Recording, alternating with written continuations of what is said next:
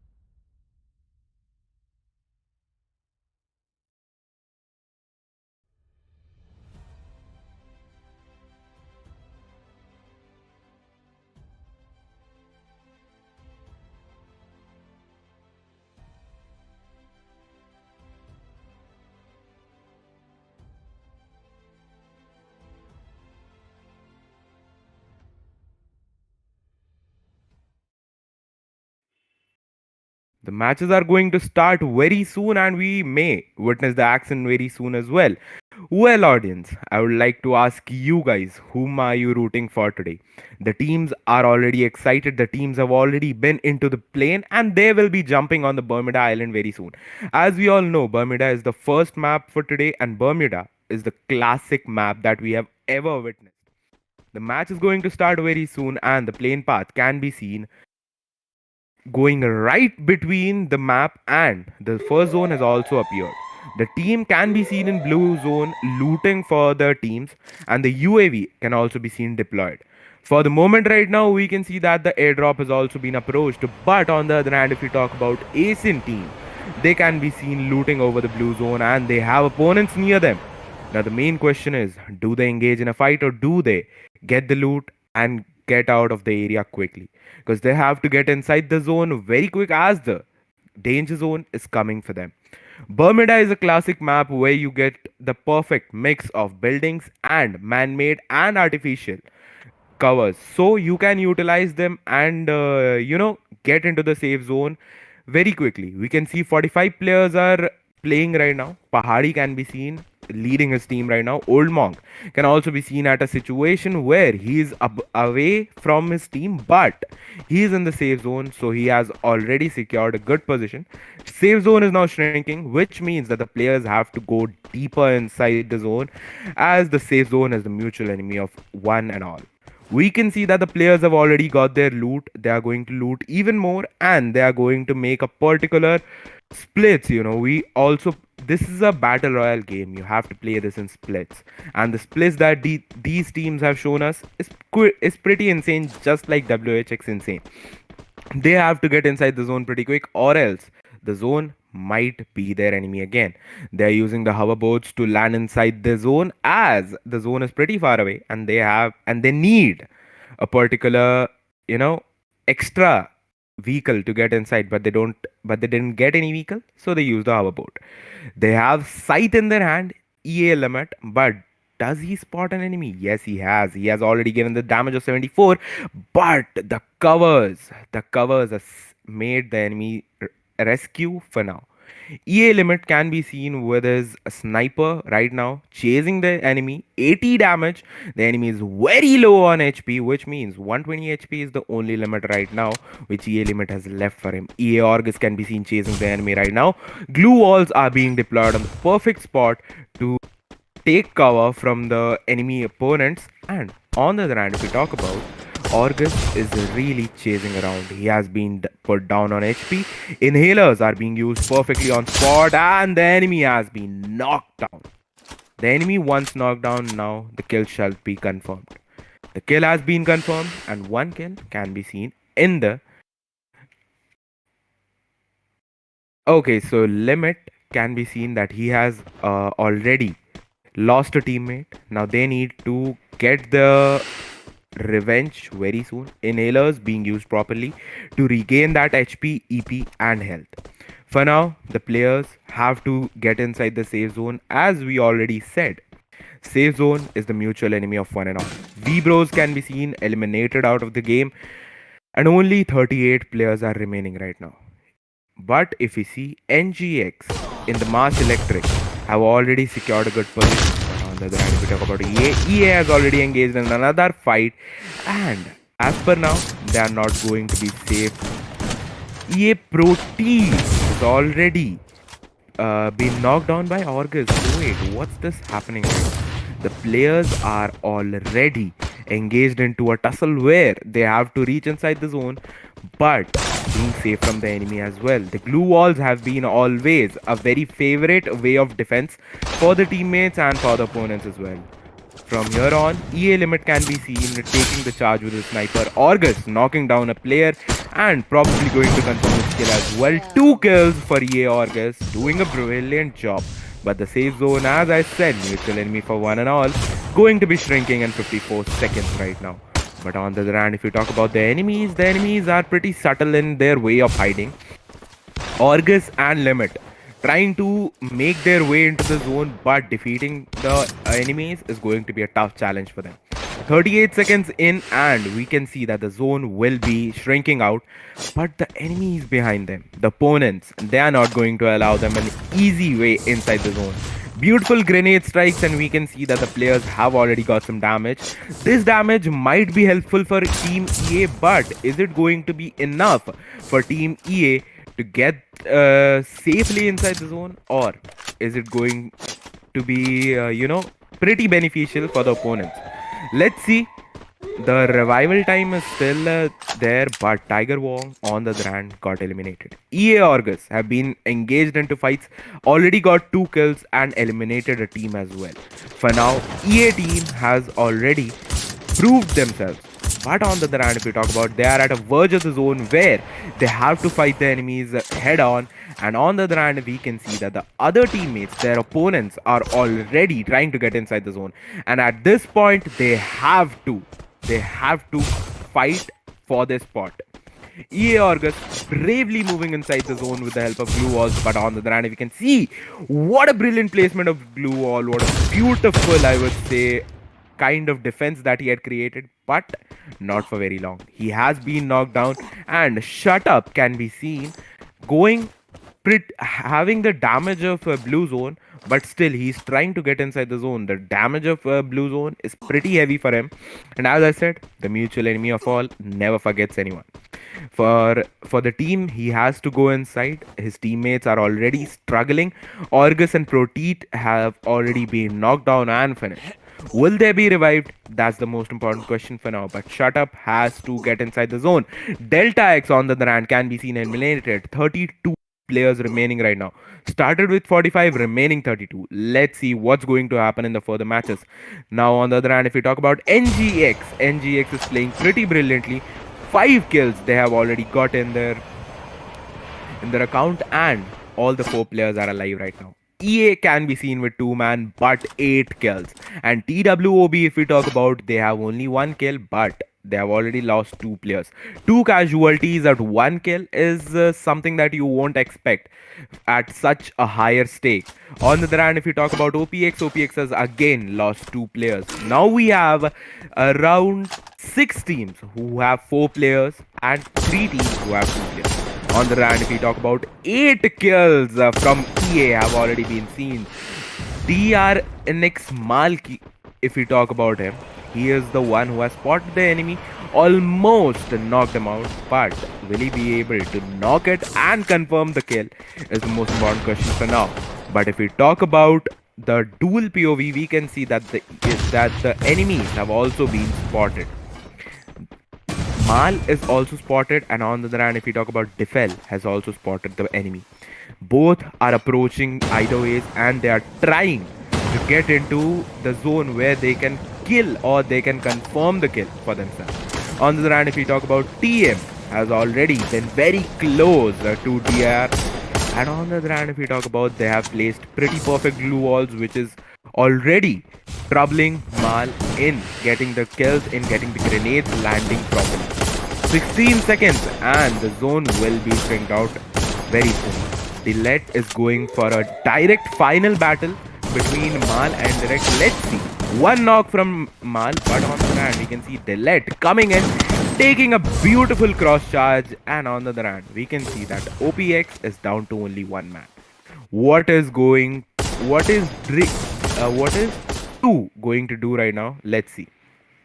3-man for DRINX, but TWOB have already revived their one player. EA can be seen with 3 players right now, and as we know, the revivals are possible for now. But once the zone gets shorter and shorter, the revivals won't be possible again. Mafia, being the last man standing for TM, has come inside the zone, but will he be able to survive at such a low HP? 23 HP down. Only the support of glue walls is the one that can save him, but the enemies are just out it, and they are trying to get inside. And on the other hand, we can see that Team Mafias got eliminated. WOB playing brilliantly and getting one more kill for the team. TWOB 4-man alive. EA 8 finishes with 3-man alive, and OPX 2 finishes with 1-man alive. Is this going to be the end of OPX, or are they going to get back from where they were in the starting? But on the other hand, if we talk about WOB, is playing pretty brilliantly. They have a strategy in mind. They have their ways set, how they are going to get inside the zone, how they are going to conquer the zone, and how they are going to conquer their enemies as well. But on the other hand, one more knockdown from Shanti, and he has done a pretty great job in securing 3 kills for his team. And as we can see, TWOB is 4-man strong right now, and we all know in the final zones, the number of people that you have in your team is the maximum number of advantage that you can get in the final zones. The final zones are very crucial about surviving and playing with your team in a coordinated way. We can see that TWOB has almost conquered the central part of the zone, and they might even get the booyah for themselves. But this is the main question. Are they going to be challenged by any other team? Like, as we can see, NGX have played a brilliant role in surviving, but the blue zone's damage has already increased. 2 players down, 2 players left. Let's see what are they going to do. Few God has been knocked down. TSG Army got eliminated for now, and we can see that for now Dew is playing a pretty crucial role for his team, as he is going to knock down players outside the zone, and he's also trying to heal himself up. But is it going to be beneficial for him is the main question right now. We can see Dew charging up inside the zone, seeing his enemy, trying to shoot it down, but will he be able to do that? I guess not anymore, because the HP is pretty down and he has also been knocked out. But will he be able to revive himself? I guess so, yes he will. And Dew, now being targeted, has been finished out. And on and on and on, we can see NIGMA Galaxy getting eliminated out of the game. SES can be seen at a pretty crazy spot right now. They have the edge of the zone where they know how they can conquer the booyah for themselves. But are they going to be the ones getting the booyah? Because SES has already got 11 kills. And for now, we can see that SES are getting for more kills. But are they going to spot the enemies soon? And they are going to heal themselves. The EP and HP both are being recovered pretty soon. The zone has taken a shift near SES, which is going to be beneficial for them. 5 teams remaining. Let's see what are they going to do. OG, who was in a very great head-on competition, can now be seen that they are pretty out of the sight for now. Let's see what's going to happen. SES trying to play their roles pretty brilliantly, but on the other hand, if we can see that the safe zone will be shrinking pretty soon. 5 finishes for SES Jojo and 12 players remaining right now. We can see, I guess the feed is a bit buffered, but let's see what's going to happen. We can see that Orangutan got eliminated for now. OPX with one man surviving. Will they be able to get inside, the safe zone, or will they be hunted down by the teams who have majority of players left right now? Let's see what's going to happen. Mal can be seen as the player who has played at a brilliant support role, but Pew right now has been knocked down. Will he be able to revive, or will he be finished off? Let's see that. For the other hand, we can see Mal has spotted an enemy, and will he be going down for the kill, or will he be waiting for his teammates? Is the major question right now. One more finish for the team, and we can see that OPX has also been eliminated. TWOB on the other hand also got eliminated like a box of matches, and now the final battle is between two teams, SES and DRNX. Let's see what's going to happen. And nade has been planted pretty beautifully, but Susanna has been knocked down. Aimbot can be seen on his toes right now. But Bara, what is Bara going to do? SES Ray Bara. And also we can see one more player getting knocked out from SES. Now this is an equal fight of 3v3. What's going to happen? Aimbot trying to do the heal battle. Will he be able to do that with this amount of heavy damage for the zone? Let's see what's going to happen. And on the other hand, SES played a brilliant game and took the booyah for them. What a beautiful game by SES, but we should also praise DRINX as they have also done pretty great in the game, and they have also tried to make themselves, get inside, get up. But at the end, ALFAINK got their booyah. First booyah of the match goes to ALFAINK. Pretty brilliantly played. And this is how we set the standards for Free Fire Max Lidoma Esports presents Asia Invitational Grand Finals. Yes, guys, this is the Grand Finals that we have all been waiting for, that we have all wanting. And for now, we can see that the first match is being over. 6 matches more to go. Let's see what's going to happen in the furthermore 6 matches.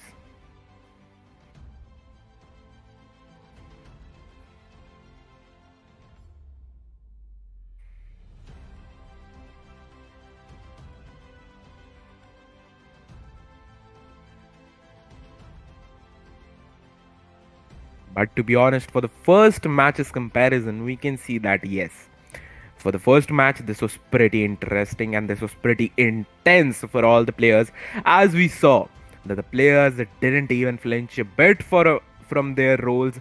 They tried their best even till the last verge of the zone. We saw that the action continued. So many things going all around that even the players were confused for a bit. Let's see if the confusion still remains the same, or are the players going to clear the doubt with an arrow of their clearness. Well, this was the first match for today. We are also going to witness 6 more matches. Let's see what's going to happen, what's going to come our way for the more 6 matches. The next match is going to be Purgatory. Purgatory is a map where we can see 3 islands. And the major twist in that map is you never know which island the zone shifts. That's a pretty interesting match going to be that we are going to be witnessing pretty soon. Let's wait for Purgatory and then for Kalahari. As you all know, the matches are going to continue. The grand finals, ladies and gentlemen. This is the grand finals that you guys have been waiting for.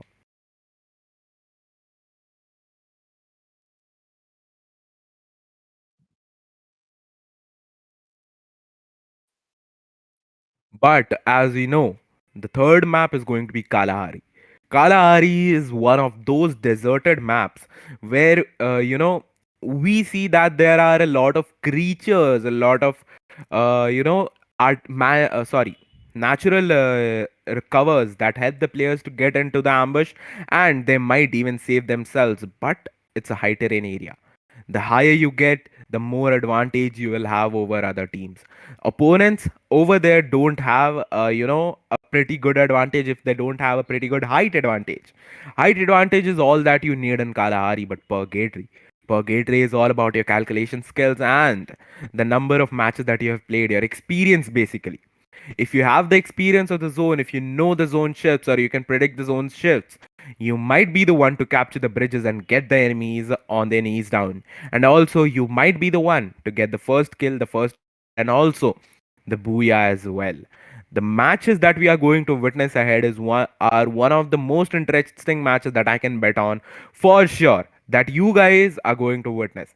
The matches will be containing the top contenders, and as we saw, OG that had been in the lead, that had been on a head on fight, but couldn't survive in this match. They tried to gain the placement points, but they couldn't get neither the placement points nor the kill points. They got only one kill for themselves, but they had to sacrifice their position as they weren't, pretty aware about the situation, or might be they weren't pretty active about what the enemies had in their bags for them. The enemies had pretty much planned for OGX, and OGX had to surrender to the plans of their opponents. But are they going to come back? But are they going to make a comeback for themselves? Are they going to be the ones who will take the booyah and be in the leadership, be in the contendership back again? But that's the main question, and that's the future. Let's see what's going to happen in the future, but for that, we have to witness the second match, which is going to be Purgatory, as I said. The map schedule that we had seen earlier would be the one that I would like to show you guys again. Can we please have the map schedule?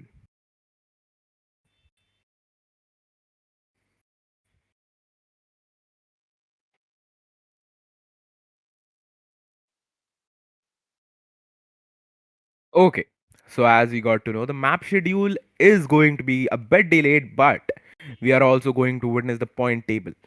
We all know the first match, first impression is the last impression, as we have already heard ever since. And now the first match is going to be the morale booster, or the enthusiasm booster for all the teams that are going to play this event, that are going to be in the race for the next 13 matches, I guess. And these 13 matches are going to be equally crucial as the first match was. The first match is going to be the one that defines how the kickstart the teams had expected and how that are going. I know every team that has been into the grand finals have been through a lot, have been through, a lot of challenges, have played many games, have proved themselves in every game, and then they got their ticket into the grand finals. This is Asia Invitational, ladies and gentlemen, and this Asia Invitational is no doubt one of the most interesting events that you are going to see for now. Well, be glued to your seats because the action will continue in a few minutes of time, and we will again be seeing the players playing against each other. But for now, we can see SES ALFAINK 18 elimination points, 12 rank points, and 30 total points with a booyah.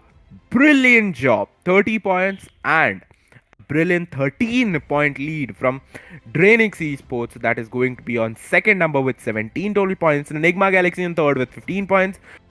And E-Arena Esports, EA Esports with 14 points.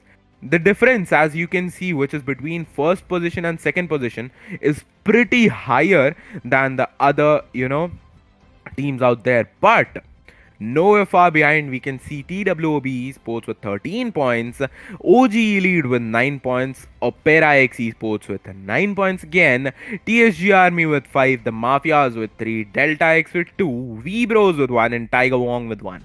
We can see that these teams didn't contend for a booyah, but they got a pretty brilliant spot in the rankings. In fact, if we talk about OG Elite also tried their level best. They got 9 points, out of which 6 were position points and 3 were kill points. They had to, contain themselves with only 3 kill points. But what can they do? They have to come back. They still have 13 more matches left. They can make the comeback again, and we know few teams don't have their strong spots as Bermuda, but they might have the strong spot as Purgatory and Kalahari. And also the new addition we are forgetting, Alpine. Alpine is also going to be a challenging map for everyone. And also it is going to be a new map for the viewers as well, for the audiences as well, as this is one of the recent additions in the Free Fire Max, and we can also see that Alpine is going to be a pretty great challenge for the teams as well. The second match of Purgatory has already been started, and we can see that the blue area, that the high tier loot zone, has already been contended by players. The plane path again, as we can see, started from the very center and divided the map into equal two halves. The symmetry of plane path never fails,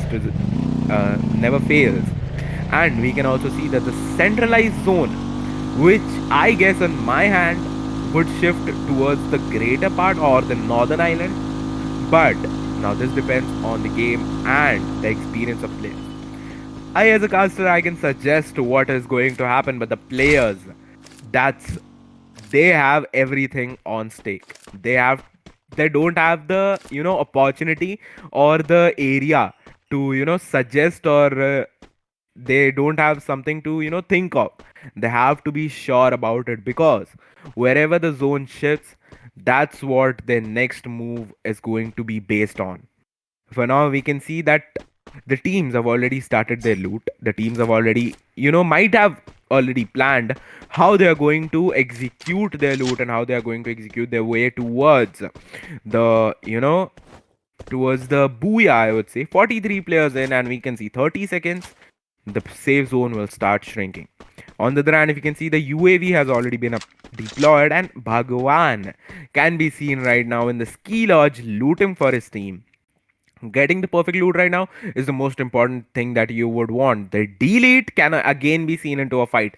Beautiful grenade, but not on point. The enemy is far behind, and we can see that one kill has already been confirmed from their end, and Team Mafias is again going to be in the contendership for the fight right now.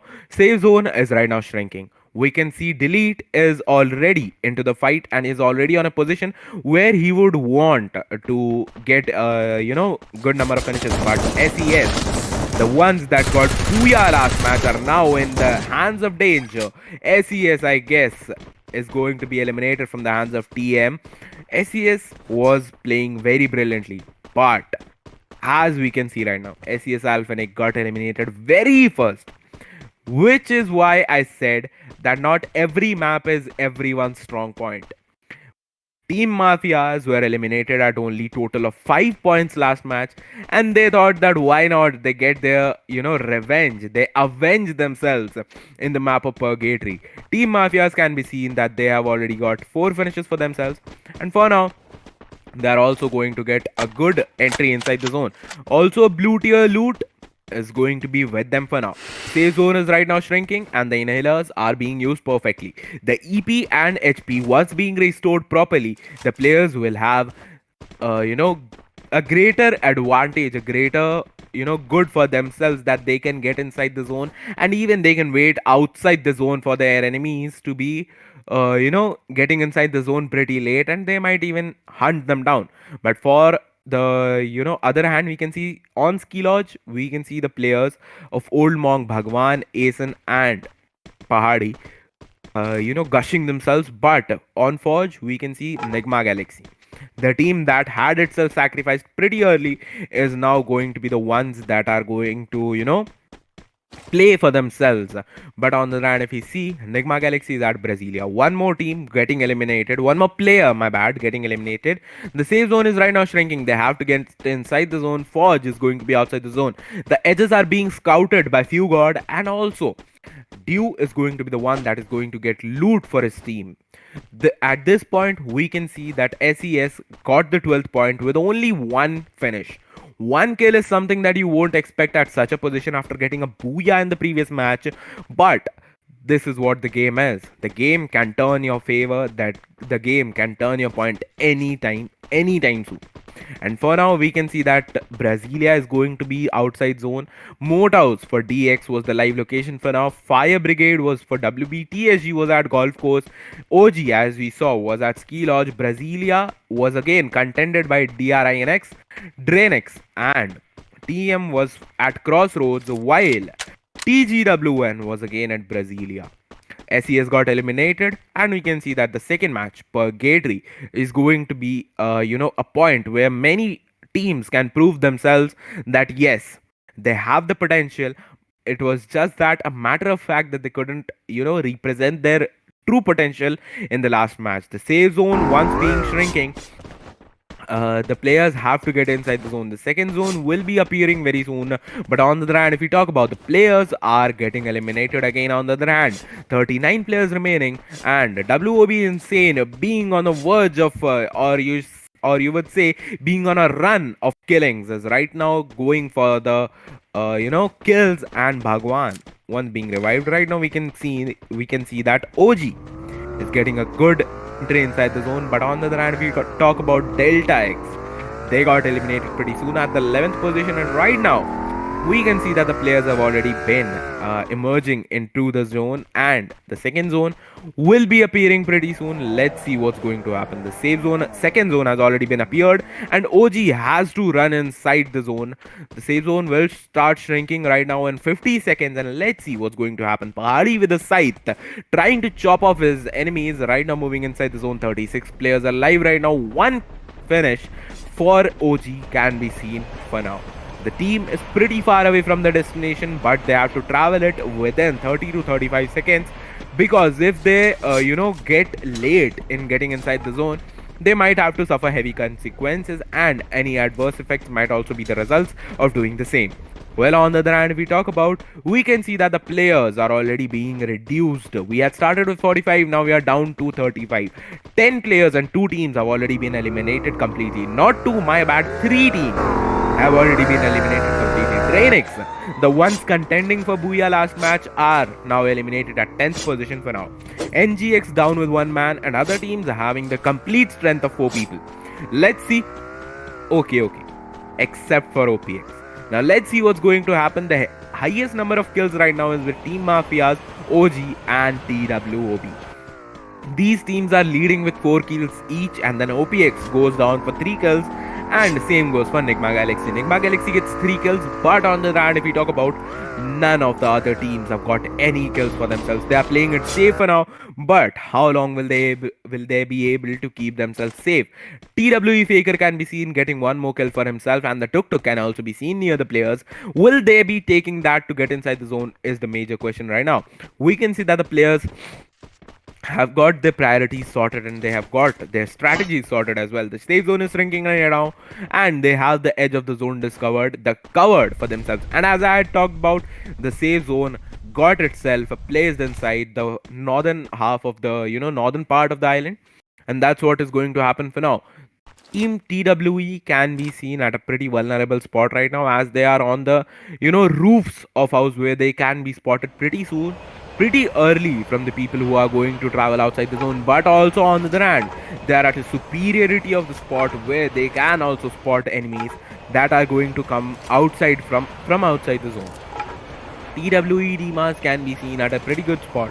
And also on the other hand, if we talk about one more team going to lose a player, EA, with 0 kills, but 1 casualty, is going to be the team with heaviest loss right now.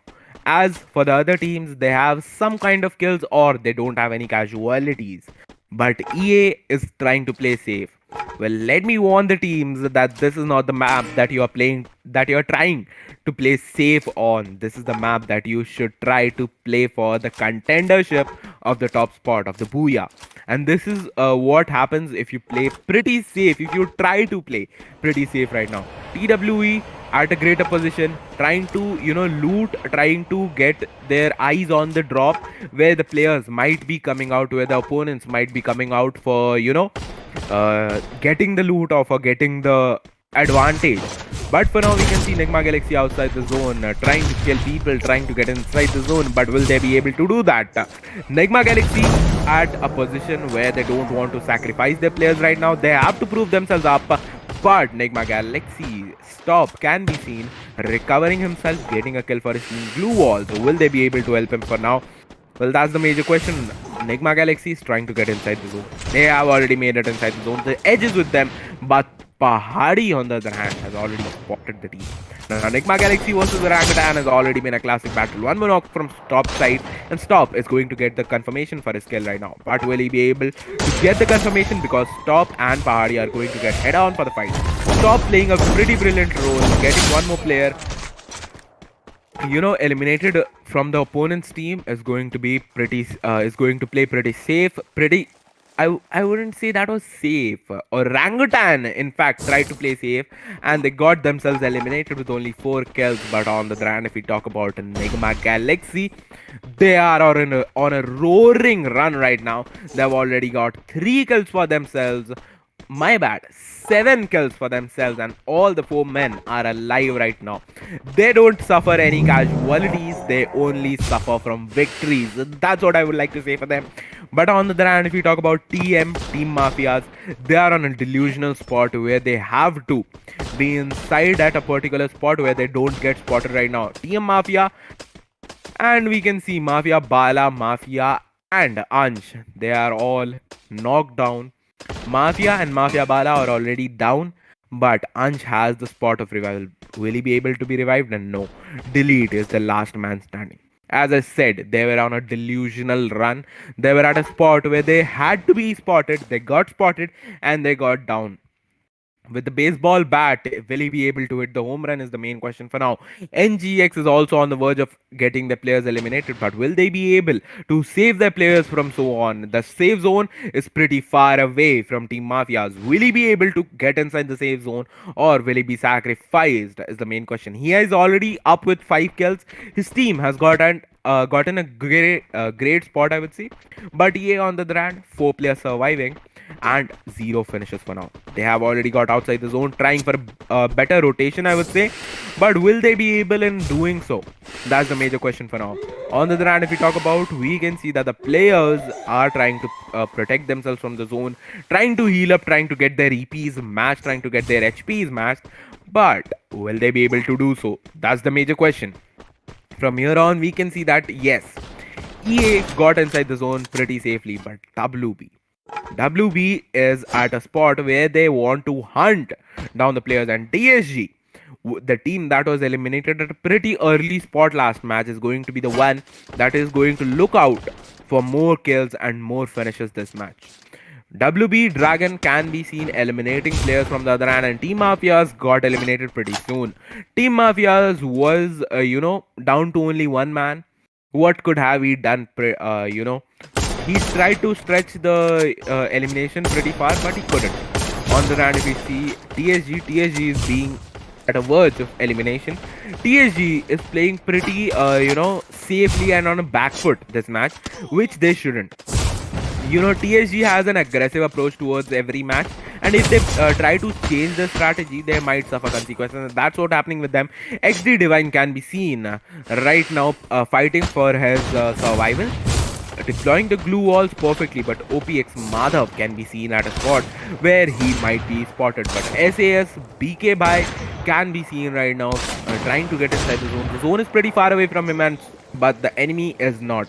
The enemy is pretty close to him, and the 11 last players can be seen right now. TGWN got eliminated pretty soon, and on the other hand, what a brilliant shot. WEBROS got eliminated again, and right now, if we talk about, we have only 4 teams left for the finals. TWOB also got eliminated. Right now, EA, NGX, OPX and TSG. These 4 teams are going to contend for the Booyah. NGX already got 11 finishes. If they get the Booyah, they might get in the lead as well. They might throw down their opponents back and get their lead on the points table. But for now, they have 12 kills. 9 players remaining right now. Let's see what's going to happen. Safe zone is right now shrinking. Longest distance shot was from Team Nigma Galaxy, which was 522 meters. A beautiful shot, or I would say a beautiful display of sniping can be seen from NGX view. One more kill from him. Legendary 6 finishes can be seen on Dew's end. And Dew is right now not going to stop. He's already on a verge of eliminating teams alone. The glue walls have never been so accurate to stop, Dew from eliminating players. One more knockdown. TSG Army got eliminated pretty soon. NIGMA Galaxy is Dew is down right now. Now it's down to only one man. Will he be able to get the clutch? Or EA? EA right now has got the Booyah. Played pretty brilliantly. Played with the minds of their opponents. Played at a stage where they got themselves going, and they had everything planned in their mind. They had a blueprint already set in their mind, and they knew what they had to do. They played pretty safe earlier. They got their glue walls deployed on the perfect spot, and then when they got the chance, they hit the booyah and they got it for themselves. EA played pretty beautifully and got the booyah of the second match. Well, as I said, Purgatory is going to be a lot of ups and downs, and the ups and downs that we saw in this match was pretty interesting. The team that got the booyah got eliminated first, and the team that contended for booyah got eliminated at 11th position. Even Orangutan, the team that we had expected, couldn't go further, got further, and the team Nigma Galaxy proved its name. Dew, being one of the best snipers of the lobby, proved himself by clearing out an enemy at the range of 522 meters, which is pretty legendary. And he also got 8 finishes for his team. Not at all less. The points table is going to be in front of us pretty soon, but before that, we must know that we have already witnessed the 2 legendary maps. 2 more remain. One is going to be Kalahari. Kalahari, as I said, is already a map where you have to get the high terrains. It's the map where the high terrains are already, pretty beneficial for the teams that already obtain it. But on the other hand, if you are on a lower ground, you might be in disadvantages. You need a higher terrain to survive, in order to survive and in order to get maximum number of finishes. The major number of finishes you have in Kalahari is the major number of points you are going to take home. But for now, the points is all we talk about, and points table is going to be in front of you guys pretty soon. As we know, after the first match, ALFAINK was leading with 30 points, but none the way far. We had also seen EA Sports and also Nigma Galaxy. They were pretty far away, but not too far. The way they have performed in this match, I am pretty sure they might have contended for the first and second point again. But the major question lies on the results that we are going to see, that we are going to witness in a few time. Let's wait for the results, but till then, you guys don't forget to subscribe and like the stream if you like it. And you can also follow us on Instagram, and our social media handles will be given in the description below. You can also, witness such action tomorrow as well, as the grand finals is going to be a 2-day series. And this is the season 2 for Asia Invitational, ladies and gentlemen, presented by Lidoma for you guys only. The teams, as we discussed before, that these teams have already been through a lot. They have already played a lot of matches to be where they are today. And they have proved it in the second match. They contended it pretty beautifully, and they also played it pretty well. You know, they didn't stop at any moment. They didn't think of any other, second thought for the moment.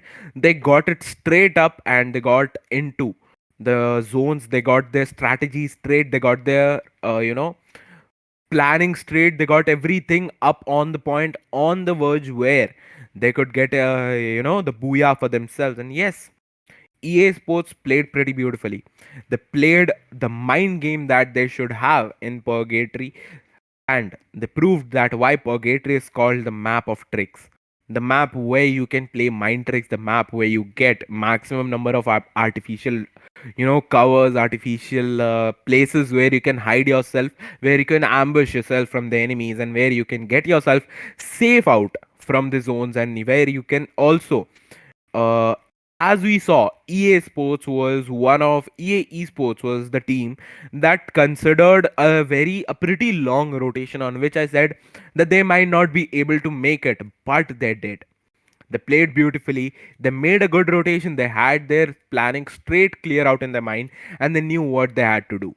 They had everything straight out clear, and they did what they wanted to. They did what they planned to. And at the end, when Nigma Galaxy was struggling to get inside the zone, EA had already conquered the zone for themselves. But I would like to praise Dew for his sniping skills. As for me, right now, Dew has become one of the sniper gods that I'll always be looking up to. He has been playing with a sniper so well that he has already sniped every one of us minds. He has already got wicked sick. He got the legendary title.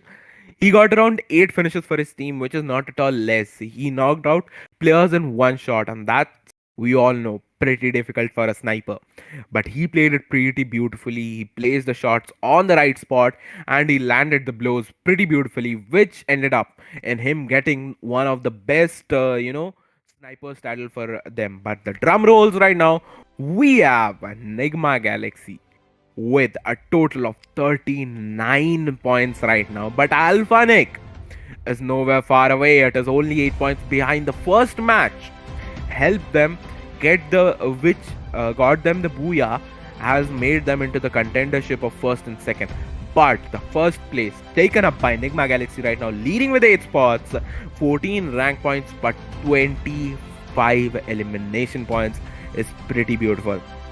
On the other hand, if we talk about SES ALFAINK got 31 points in total for the 2 matches, 1 booyah. And also, one fact, Nigma Galaxy is topping the charts even without a booyah. E-Arena Esports can be seen with 1 booyah, but they managed to get in the top 3. They got 29 points and they have a 6-point lead from TWOB Esports that are on the 4th position with 23 points. On the other hand, if we talk about OPERAX Esports, they are going to be seen on 22 points. DRANIX can be seen on 19 points and OG Elite can be seen only at 15 points, but TSG Army again leveling up with 15 points and WEBROS 12 points, the Mafias 11, Tiger Wong 8 and Delta X 3. The tables have changed a bit but not drastically. I would wait for the tables to change drastically, as there are a few teams that I would want to see in the prime action right now. More 5 matches remain. 5 maps to go and we also have a lot of action to witness right now. Let's see what is going to happen in the furthermore matches. But for now, these are the results that we are going to see for the second match of today. For now, Nigma Galaxy can be seen with 39 points, 1 point away from getting that 40 points margin. They are at a total of 19.5 or yes, exactly 19.5 points per match, which is a pretty great dominant leading factor that is going to get themselves on the top chart of today if they are going to continue the domination the same way. But Nigma Galaxy has jumped a great spot. They were on somewhere around 4th or 5th position after the first match, but after the second match they got themselves up straight towards the first point in the table. And the first point in the table is always what you guys desire. First impression is the last impression, and that's what helped SES ALFAINK maintaining their position in the top 3. They got 30 points in the first match, which made them stay in the top 2 even after getting eliminated at the first position, or I would say even after getting eliminated at the first place or 12th position. They only got 1 point from this match, but they still got an average of 15.5 points per match. 15.5 points per match is also not a bad average, I would say. Getting 30 points in a single match has helped them get a lot far away. But on the other hand, if we talk about E-Arena Esports, they have played pretty beautifully. They got 29 points, making it up to a 29 point. I'm so sorry. It is somewhere around 16 or 17.5 something per match. Not exactly. Well, I'm pretty bad with maths. You guys might have got known about it. 14.5 points per match, and that's what made them got into the top 3 circles right now. This 14.5 points per match is going to take them into the lead if Nigma Galaxy and SES ALFAINK disappoint us, or they don't get to perform on their level best in the next few matches coming away. 5 matches more are left. The next match is going to be Kalahari. Kalahari is one of the red maps that is covered with bloodshed that we can see all over around. High terrain maps are the maps that are usually essential for surviving, because there are not many of the high terrains that you can get hold of. So you have to contest for the higher grounds that you are going to. Higher the grounds, higher the stakes, and higher the points. That's all that I would like to sum up about Kalahari. Kalahari is a map where you have to go for the bloodshed, where you have to go for major points, where you can get the position points and kill points on a balanced basis, where you can see the weight scale for kill points and for position points is going to be balanced if you get the high terrain, if you get the proper loot, if you get the proper healings. But saying this, the match has started. The plane path right now has gone towards the southern part of the map. This time the symmetry is not going to be equal, and the players that had a northern drop are going to suffer from the disadvantage. Let's see what's going to happen right now. The blue zone or the blue area is going to be the one filled with loot for the players right now.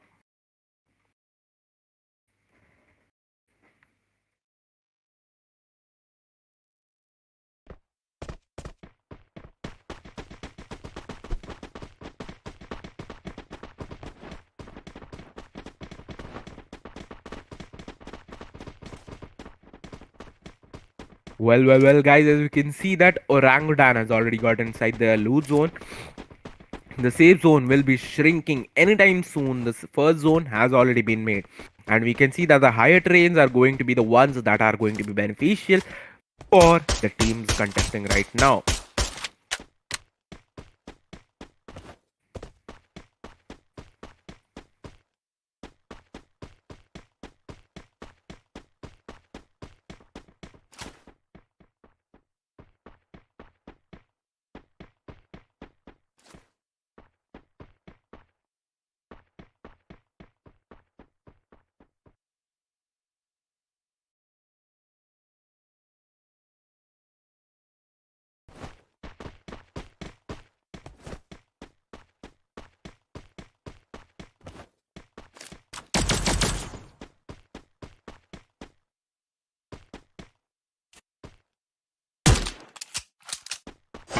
And the action starts again. We can see that the edges of the zone have already seen the bloodshed. The bloodshed has been started with 45 players, down with 39. The arsenal unlocks in 60 seconds.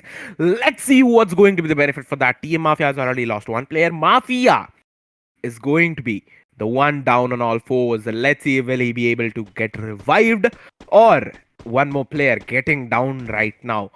Delete. He is again the last hope for his team. Team Mafia has already been seen getting eliminated pretty early in the matches. Last two matches have not been pretty great for this team, but they have to get away with it. They have to get themselves, revived again, survive for their distinctivity. They have to survive for their, for themselves. But Mafia Bara on the hand got revived. But Delete got deleted for now. Team Mafia being the team with only one man remaining. He has to land at a particular spot where he can get the loot, but also recall his, teammates. On the other hand, if we talk about, there are a few positions where we can see the teams getting head on. But Nigma Galaxy at Command Post, DX at Council Hall, WB at Bayfront, TSG at Mammoth, OG at Refinery, DRANIX at Mammoth, TM at Santa Catarina, TGWN at Confinement, SES at the Sub, E-Arene at the Stone Ridge, TWOB at the Refinery, OPX at the Maze. This is going to be the third match and one of the most interesting matches as well, as I had talked about it every single time. This is the match where you can see a lot of artificial, man-made as well as natural high terrains that are going to help you, win the matches. WB can be seen at a position where they are, away from the enemies, but they might be getting the encounter of it pretty soon. They have to be inside the zone. They have to get a pretty clear spot for themselves. But will they be able to do that? That's the main important question right now. OG, that is lacking behind pretty much, has to get into the race again, as OG was one of the top contenders for this match. Let's see what's going to happen for this. But right now the major focus will be on the top 3 for now. The top 3 teams that are Nigma Galaxy, Nigma Galaxy, SES ALFAINK, and EA Esports. Let's see what's going to happen right now.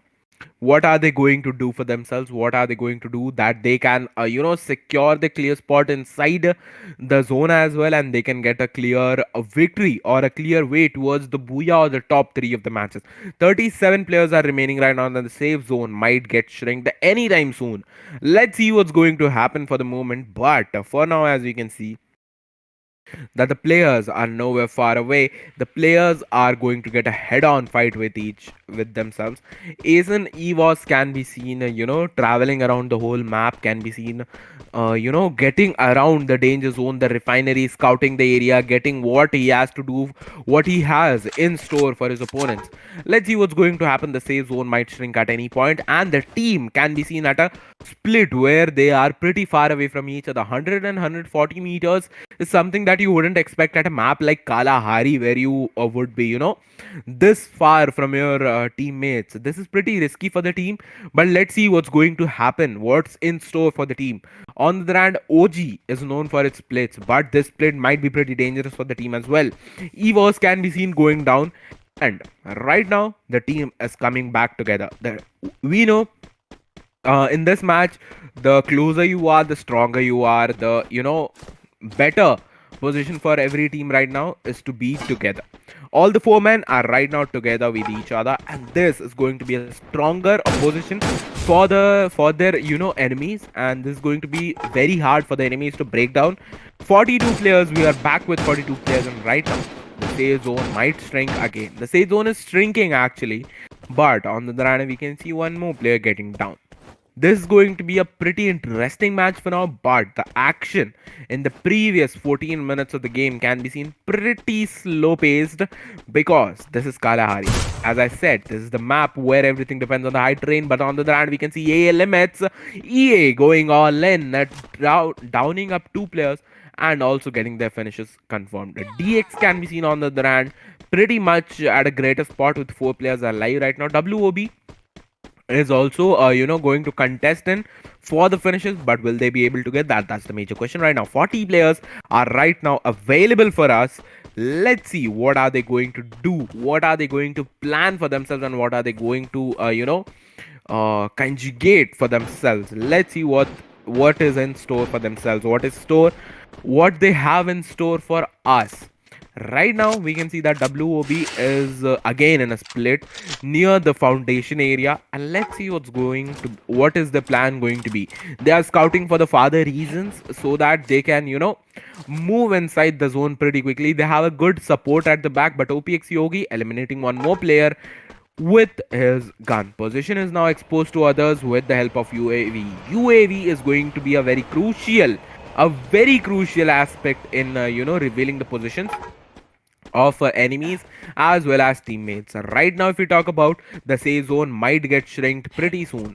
They have to get out of the UAV region, but TSG army, what, they got eliminated again. A pretty inconsistent performance from the team since the past three matches is not going to get them on the top 3 or the top 5 of the table for today, as far as I think. But they still have 4 matches left. Let's see what's in store for them, what's in store for us. On the other hand, if we talk about TWE, they are going to be pretty good at their spot. They're around each other, which is a great advantage, which is a great benefit for themselves. Whereas Hands can be seen, the one that has landed right now. TWE as a is at a good position right now. Let's see what are they going to do. Team Mafia on the other hand is only down to 2 man. Let's see what are these 2 man going to do for themselves as well as for the team. DRANIX on the other hand, 2 finishes but 2 casualties as well, which is not a good number at all. OPX, so one more player has been eliminated. 25 kills for NIGMA Galaxy on the other hand. Ladies and gentlemen, this deserves an applause. What a beautiful gameplay by them. 3 matches and the third has not even been completed yet, and they have already got the 25 kills margin. Let's see what they have in store for us. But this is what happens. They got the evil eye struck on them. NGX, they've got finished for now. Will he be able to be revived? That's the major question. The safe zone as I always say, is the mutual enemy for one and all. They have to cross the bridges and get towards his team. TWE Zax AST has to get to his team in order to be safe, in order to be getting the perfect cover that they need for the further aggressions that they need for the further pushes. But on the other hand, if we talk about, we can see that the players right now are going to be playing a safer zone, a safer game, because the safe zone is already out there hunting for the players. But if we talk about, here we can see that Nigma Galaxy with only one finish is down on 3 men. One casualty so soon is going to be very vulnerable, is going to result in a very vulnerable position for Nigma Galaxy. Whereas on the other hand, if we talk about ALFAINK has already got 5 finishes, but all the 4 players are alive. I guess ALFAINK is right now contesting for the first position against Nigma Galaxy. Well, whoever plays better, I'm going to support them, obviously. Let's see what are they going to do. Revival point might get close in only 30 seconds. 30 seconds is all they have left for themselves. Whereas that Divine eliminated one more player for that team. Nigma Galaxy is only down on 1 player. 1 player and 1 finishes is not at all a good score that Nigma Galaxy would want to end themselves on. Whereas SES ALFAINK is at a greater spot. But talk about EA Esports. They have already got 7 finishes and all the 4 men are alive right now. They have, as we saw earlier, they had their high terrains defined. And as you can see here, as I said, they have their high terrains defined, they have their high terrains conquered, and they know how they need to fight against the teams, how they need to get themselves going against the teams. WB Dragon trying to get up, but Prabhu X God can be seen getting down. I guess that jump was pretty unnecessary, but what can we do? Prabhu X God getting eliminated on the other hand. Team Mafia also got eliminated pretty soon. Now this was not what I expected pretty early. One more knock from one more and Nigma Galaxy is right now down to 1 man. Prabhu X God getting eliminated. WBX Dragon. WBX Rohit, my bad, got 2 kills. Trying to get 1 more. Dragon being eliminated 1 more. 1 more kill. Will he be able to do that? No, not yet. Clutching a 1v2 for his team. Playing beautifully, but on the other hand, WB poisoning the enemy and getting his player revived. Trying to heal up, trying to get against, but will he be able to clutch 1 more? Will he be able to get 1 more player? I guess not. The glue wall is not going to protect him for long. Will he be able to revive his teammate? Will he be the one to get down? That's the major question right now. Poison is very down with low HP, but Prabhu X God has to come for the rescue. No, he couldn't. Poison got down and Poison, will he be able to revive himself? And not at all. He got finished up. A beautiful charge in by the team. SES got 6 finishes, EA got 7, and OPX got 4 finishes again. DRANIX with 2 finishes, but 1 casualty is not something that you would expect. Prabhu X God getting eliminated. Last player he was. And he is now lost out. He is now finished out. Let's see what is WB going to do right now. OPX on the other hand, down with 1 player.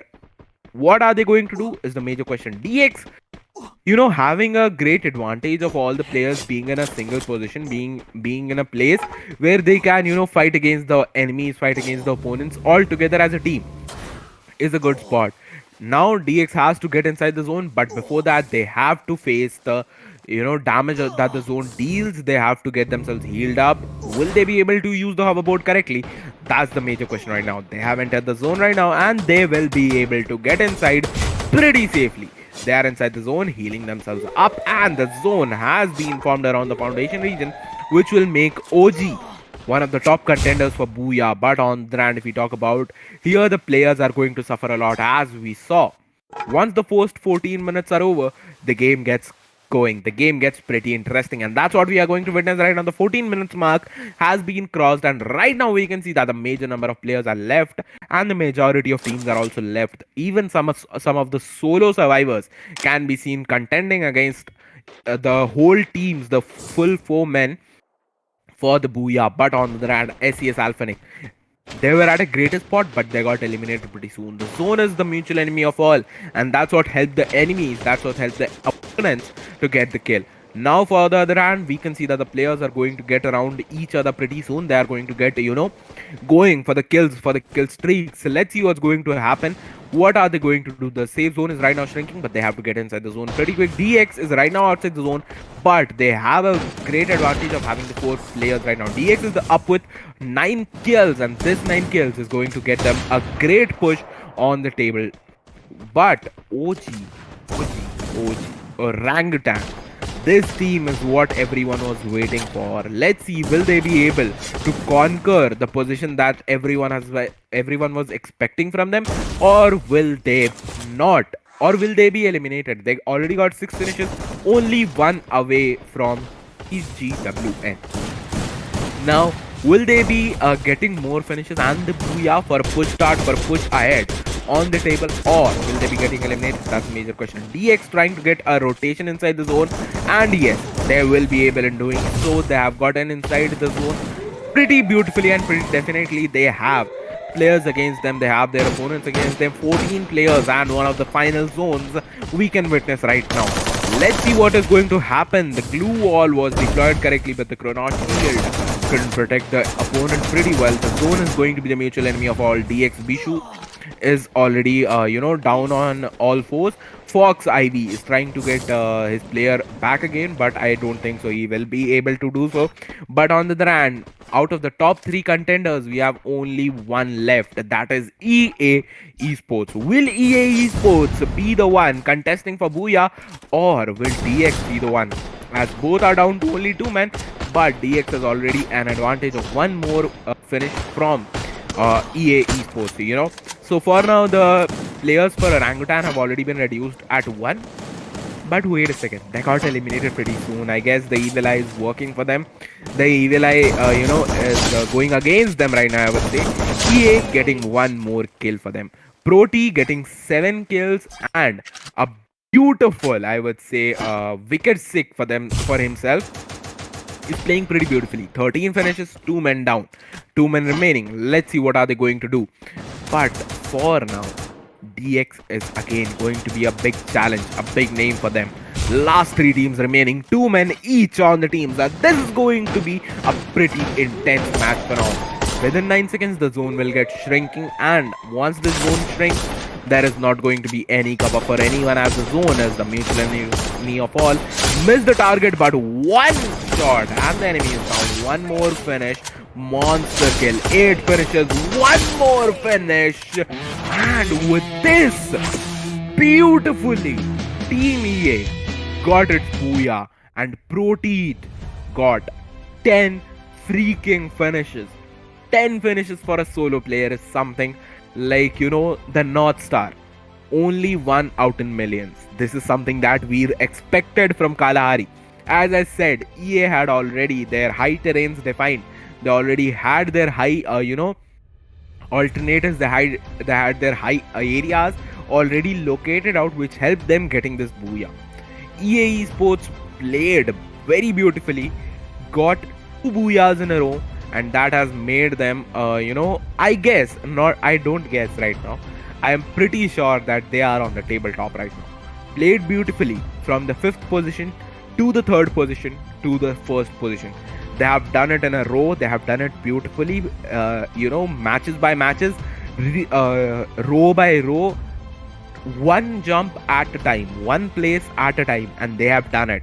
2 booyahs consecutively, and they are already on the top of the table with more finishes than any other team in the lobby right now. Played pretty beautifully with only 2 men remaining. They played with strategies, they played with minds, and at the end they had the high terrain advantage, and they had the covers defined for themselves, which made them one of the teams to get the top position in the table points. And then we all know the table points matter, and the tables will be shown to you pretty soon. But as we talked about, we had the first 3 legendary maps in front of us. First was Bermuda, second was Purgatory, and third was Kalahari. As we saw, these 3 maps had a lot of action for us. But Team Mafias and TSG were the ones that couldn't perform pretty well, and so was Orangutan. Orangutan always have the 4 players ready for the finals, but at the end, I don't know what happens, and they lose the players, which is pretty sadistic for them, which is something that I would not, want for my team, or I would expect from any team at such an elite level. But what can we say? This is what fate has for them. They might be trying pretty hard, but they are not able to, get going. But I would wish them luck. I would want that they would perform pretty well. They would perform even better. And we still have 4 matches left. We can't lose hope right now. They might not be in the top three right now, but they might get into the top three by the end of today. Let's see what we have, what they have in store for us, what they have got to do for us. Let's see what they are planning, because maybe not a kickstart, but a downshift might help them.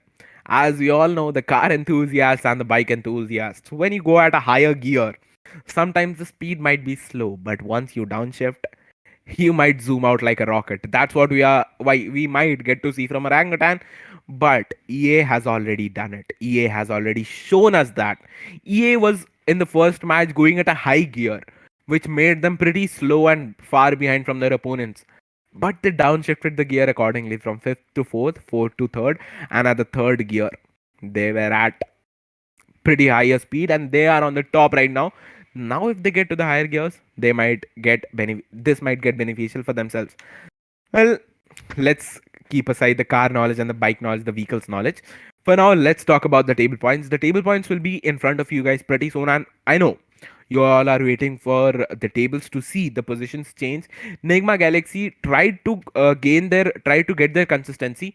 They don't have any booyahs, but I'm pretty sure of it that they are in the top 5 of the table, as they have performed pretty consistently in the matter of kills and position points. They have got their priority state. They have got they know how and when what to do. They know how to play the game. They know how to compete with opponents. They have their strategies set. They have their strategies set for each and every map. But as we have seen already the 3 maps, now we know that the next 3 matches might be kind of similar to the previous 3 matches that we saw. The only surprise one more left for us is going to be at the end. That is going to be Alpine. Alpine is going to be full of surprise and full of secrets for every one of us.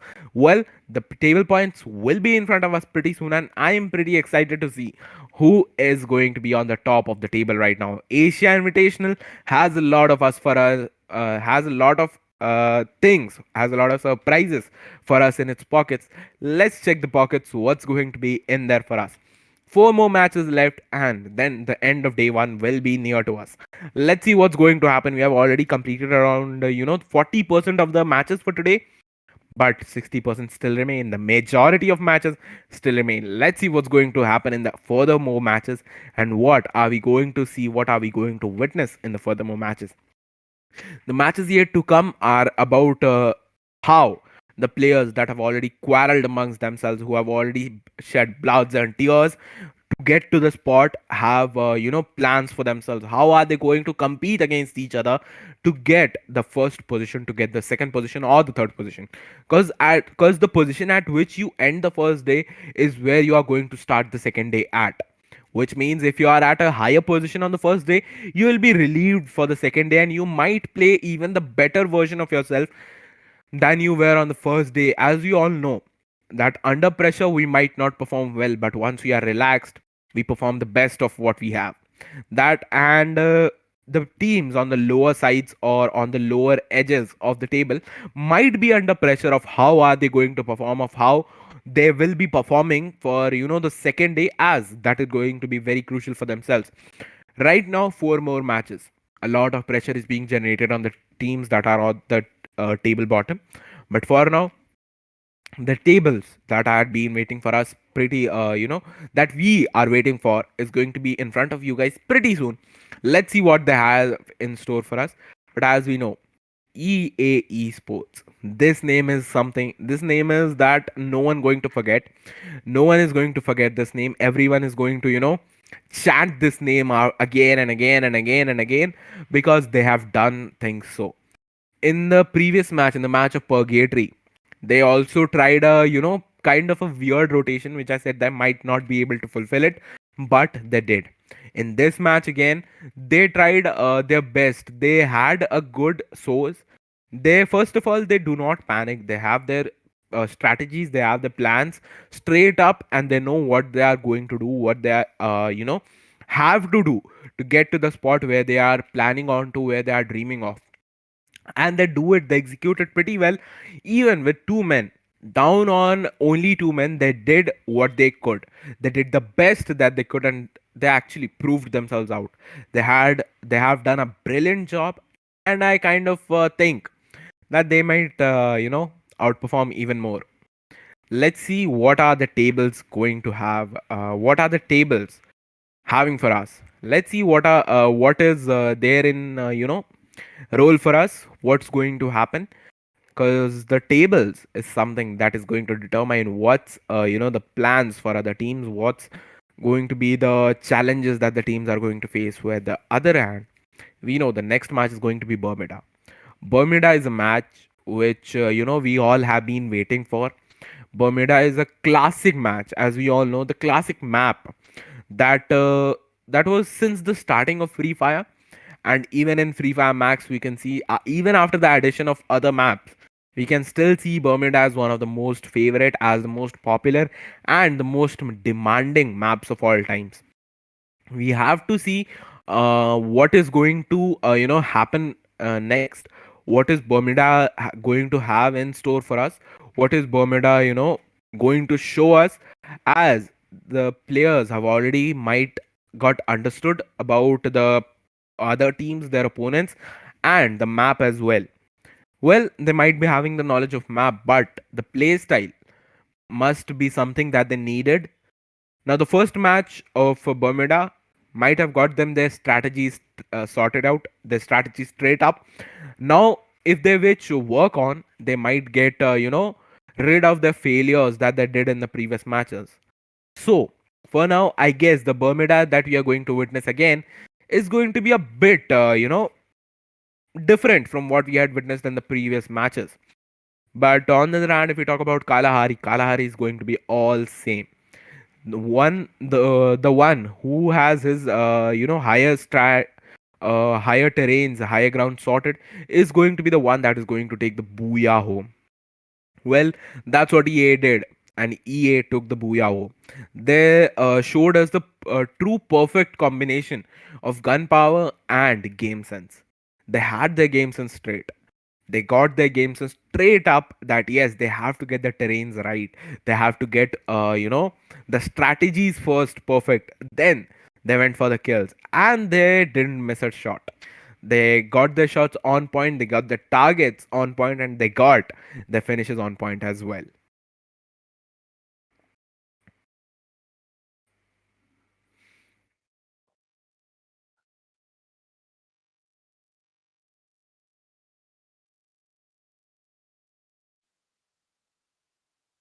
And we all know that the next match that is going to be Bermuda is the, as we all said, as we already said, is the classical map of all times. We are going to see that the teams going to be contesting for this map have already got their plans, have already got their strategies straight out. They know what they have to do, they know what they are about going to do. But for now, as we said, Arena Esports have already got themselves straight up top on the table with 57 points. NIGMA Galaxy is right now at 46. But SES ALFAINK, they are down with 1 booyah and with 41 points. I don't know why do they have a minus 10 right now. DRANIX Esports on the other hand have 33 points with them. OG Elite 31. Well, OG is getting up in the race. Will they be able to finish the race at the top is going to be the major question for now. Well, on the other hand, if we talk about TWOB Esports, as we've seen in the previous tables, tailing behind OG Elite with 30 points, and OPERAX Esports with 29, Delta X with 26, Tiger Wong getting up a bit with 22 points, WEBROS with 17, TSG Army with 15, and the MAFIAS going all the way down to the last point with 12 points only. They are at the serial number. They have the points of the serial number, that is 12. Now, Team Mafias is a team that we all look up to, that we all want that this team should perform. So I guess they should, recover themselves. They should get themselves up in. But we never know what the map has in, stand for us. One more player getting down, and the map again being divided into two parts, not equally, but two parts by the plane path and the zone again being a centralized shift. Let's see what is going to happen in the map for us. The safe zone will be shrinking for about 44 seconds right now, and then we will be seeing some pretty great action for now. But on the other hand, if we talk about Cape Town is going to witness, action from the teams that OG has already lost two players right now. Now OG is not looking in a good stat right now. OG has already lost two players, and now they have to contest with only two players remaining. Now this is something that I wouldn't want OG to do so early. OPX on the other hand, as you can see that they are down, they are up with all the four men, but their helmets are a bit damaged. I guess they might have suffered a few shots from their enemies, whereas the UAV has already been deployed, and has got their locations out for the enemies. Now they might be easily discovered, but is that going to be beneficial for the enemies, as no one can be seen around them for the moment? Whereas OPX trying to consider their lower position in the table, in the points table, to get above, to get up and going, is something that they would want right now. Whereas on the other hand, we can see that the eliminations never stop. The thundering never stops, and the eliminations keep continuing. TWOB getting eliminated out of the first position was not that we all expected. On the other hand, if we talk about OPX is trying to gain a good position inside the zone, as this zone might get any kind of shift, like kind of a central or a northern shift as per my calculations. But let's see what's going to happen. Down on 38 players, we had started with 45. 7 players are already been eliminated, and a whole team already. The safe zone is now shrinking. The first zone is now going to get completed, and then the second zone will be appearing. We all can see that the fast-paced action of Bermuda has already been started, which makes the game a bit slow towards the edges, towards the ends. Now let's see what's going to happen. Eco is trying to get towards his team, is trying to get going with his team, but as we can see that the live location for NGX is factory, DX is shipyard, WB is observatory, TSG is Bhima Sakti strip, OG is clock tower, DRANIX is peak, TM is Cape Town, TGWN is hangar, and SES is mill, E Arena is graveyard, and TWOB got eliminated at 12th position with 0 finishes. Now OPX is at peak. These are the few live locations at which the players are going to contest for their strategies for the positions on the table. But E Arena at graveyard is going to be the team that we are going to focus a lot on, because you never know that the team on top might also get dethroned by the teams on 5th or even the 4th position, because there is never this game never fails to surprise us. The safe zone being limited right now. EA shut up has already got a finish for his team right now. The safe zone is shrinking, and the second zone will be appearing in front of us pretty soon. Excuse me. And we can see that Devon can be seen at a higher terrain. Right now, I guess Devon is trying to be the scout of his team. He's trying to scout out the enemies that will be coming towards from the edges of the zone. But will it be helpful for the team? I don't know. But let's see what they have in plan for us. As we all know, they have already played the previous matches, and they know the strategies of the teams that they are going to use in this particular match. Well, on the Bhima Sakti strip, you can see that the players are already up with TWE can be seen on Bhima Sakti strip, and we know that this team has been eliminated pretty soon. Let's see what are they going to do. Well, again, one more elimination from TSG. This is going to be very, very crucial for TSG. TSG right now is the team that we can see on the lowermost ends of the table. and we would not want this team to be on the same. We would want that this team should come back. TM Mafia on the other hand, the Team Mafias can be seen again on the bottom of the table. Delete has already been eliminated. Now let's see, is Ansh going to be able to revive him back to on his legs, or will he be down on all four? Let's see that. Delete being the one to get eliminated first. Second is going to be Ansh, and now down on all two. The only man remaining later on is going to be TM Mafia. Mafia. Are you going to be the one that is going to rescue the whole team, or will you be eliminated as well? Let's see what's going to happen. Well, I have my fingers crossed for Mafia that may he escape from the enemies and may he escape from the strength zone as well, because if he gets eliminated right now, he might lose all his hopes, he might lose all his expectations for the moment, because once he gets eliminated in this match, the last three matches will no longer be any kind of supportive for this team to get into the top 5. This match is something that they can prove out, they can, plan out and get into the top 5 or the top 10 that they are planning on. Right now they are at the lower most, but talking about OG Esports is going on a gradual approach. Right now we can see that the 2 teams are already been eliminated and 3 teams can be down with only 1 man, that is going to be TSG, DRANIX and Team Mafias, whereas OG can right now be seen that they are up with all the 4 men and they have a good position in the zone as well, but they have only 1 finishes right now. But if we talk about Arena Esports, they are already on the verge of getting towards they are already on the first step of going towards the Booyah. They have already got 6 finishes and all the 4 players are alive right now, but Old Monk on the run got eliminated. Not eliminated, he got knocked down, but will he be eliminated or will he be saved?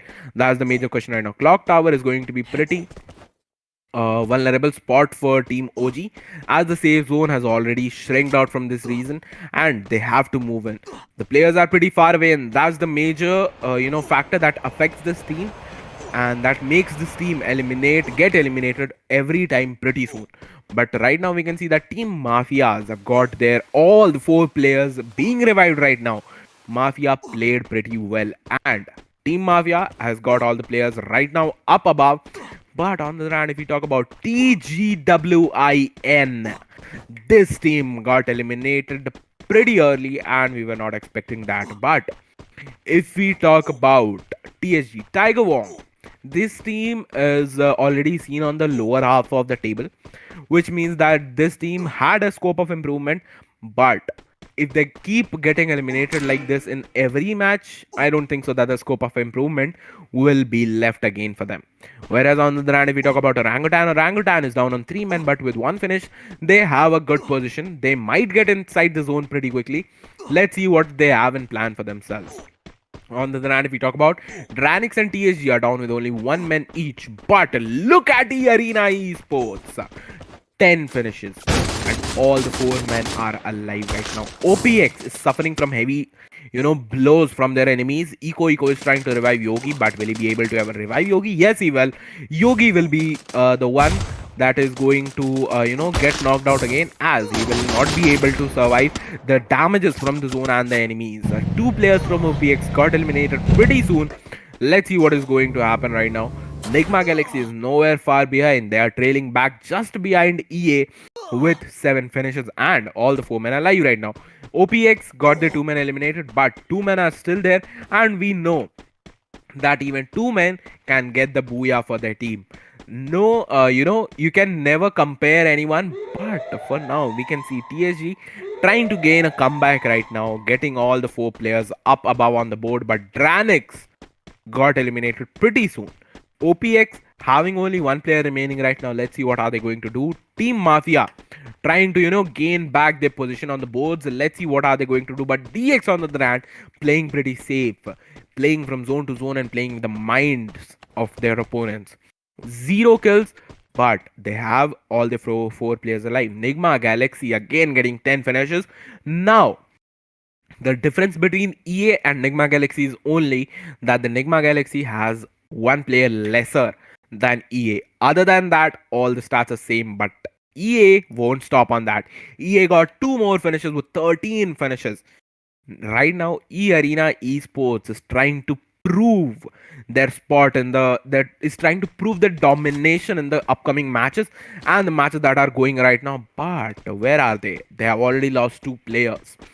2 players are remaining, but we have seen that the 2 players never fail to disappoint us. They might get up and get going any moment soon. Pahadi getting knocked out pretty soon is not what I expected from the team, but will Pahadi be revived? Yes, he will. And once Pahadi is revived, OG is back on all fours. And once OG is back on all fours, they might get into the zone, charge into the zone against their enemies. On the run, if you see TSG Army again got eliminated pretty early. This team is tailing behind a lot and they have to recover a lot. Let's see what are they going to do in the final 3 matches. But for now, we can see that OPERAX also got eliminated and EA down with 2 men. But also they have 13 finishes. They have a good position right now. OG on the other hand have lost Evos, but Pahari is at a crucial point where he can get finishes for his team pretty easily. Let's see what are they going to do for now. They have the enemies surrounded from every corner, and Old Monk on the other hand taking that third person perspective angle got the finish for his team. And right now Team Mafia, he also got eliminated. With this, we can see that Team Mafia is back again, down to 3 men, and EA can be seen only down with 1 man. I hope that this team doesn't get eliminated so soon. Just waiting, and let's see what is going to happen for now. Well, as Bhagwan and Old Monk coming in for the rescue and trying to finish up their team, their opponent. I think they might be successful in that as well. But Team Mafia down with 2 man, and NIGMA Galaxy on the other hand having all the 3 players up. But EA getting eliminated with 14 finishes is not at all something that would affect their position on the points table. But tailing behind NIGMA Galaxy is something that they have a threat from. NIGMA Galaxy is up with 11 finishes and 3 players remaining. Whereas on the other hand, Orangutan this time is trying to play a bit differently. As I said, they might know the position, the strategies of their opponents, and that's what they are working on. Team Mafia is getting eliminated, OG getting 4 finishes and inside the zone as well. Playing pretty beautifully this time. They are up in the top 4 teams right now. They have all their 4 players revived. Right now, OG is playing at a beautiful spot. They are playing with a beautiful strategy, and I think they might be contesting for the Booyah as well. But on the other hand, we shouldn't forget NIGMA Galaxy, the team that had played, wonders in Purgatory, the team that made miracles in Purgatory. We shouldn't forget about that team. Whereas on the other hand, the ice blocks are going to be destructive for OG, but will OG be able to survive it? Yes, they will land on the other hand. A one-on-one fight with Bhagwan is going to happen. EA Pro T has already completed his solo 17 finishes. Congratulations to him on that. But Orangutan, are you going to be the ones that are going to play beautifully, or are you going to be eliminated? That's the major question right now. SES ALFAINK, the underrated or the underdogs, can also be seen once again trying to compete to get back into the competition, and DX down with 2 men, but up with 4 kills, can be seen contesting for the Booyah as well. On the other hand, if we talk about Orangutan is up with, only 1 man, that is Asin Evos, and he is deploying the glue walls on perfectly. But will the glue walls be able to save him from the wrath of enemies? But Delta XB eliminated on the other hand has made a scope up for Team Orangutan, but not for so long. Team Orangutan also getting eliminated pretty soon. Right now we have only 2 teams remaining and 7 players alive. Right now you see NIGMA Galaxy, DU is up with his killer sniper, and he is going to be the one killing the enemies, downing them on all fours. Knocking out an enemy is not enough for DU. DU has to finish all his enemies, otherwise he might get knocked down as well. But he will be able to revive himself with the stabilizer, and once he does that, he will be the one to get the Booyah. But not very soon. SES ALFAINK showing that they are the ones that have the Bermuda in their hands.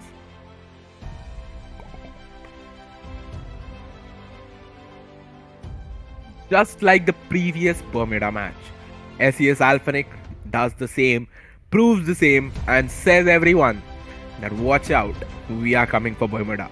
Bermuda is going to be in the claws of SES ALFAINK, but on the other hand, if we talk about NIGMA Galaxy and E Arena Esports, these two names have made their mark on everyone's mind. They have, made their impressions on everyone that they are here to win, they are here to conquer, and they are here to rule. In the previous 4 matches, we have seen that these two teams have played brilliantly. These two teams have outperformed their abilities and have done the best they could. Players from Esports Arena, E Arena Esports, have already played beautifully. Proteet, if you see him, he has got 17 kills solo, which is a pretty great benchmark set for other players as well. But on the other hand, if we talk about NGX and Nigma Galaxy, Dew with his sniper has done miracles. Has worked wonders with his snipers. He got 522-meter finish from his sniper. Now this is what I talk about when I say this is the grand finals, ladies and gentlemen. This is the Asia Invitational, presented by Lidoma Esports and powered by Loco, Grand Finals Season 2. Now this Asia Invitational series, ladies and gentlemen, is going to be very much of a roller coaster ride, full of all the ups and full of all the downs.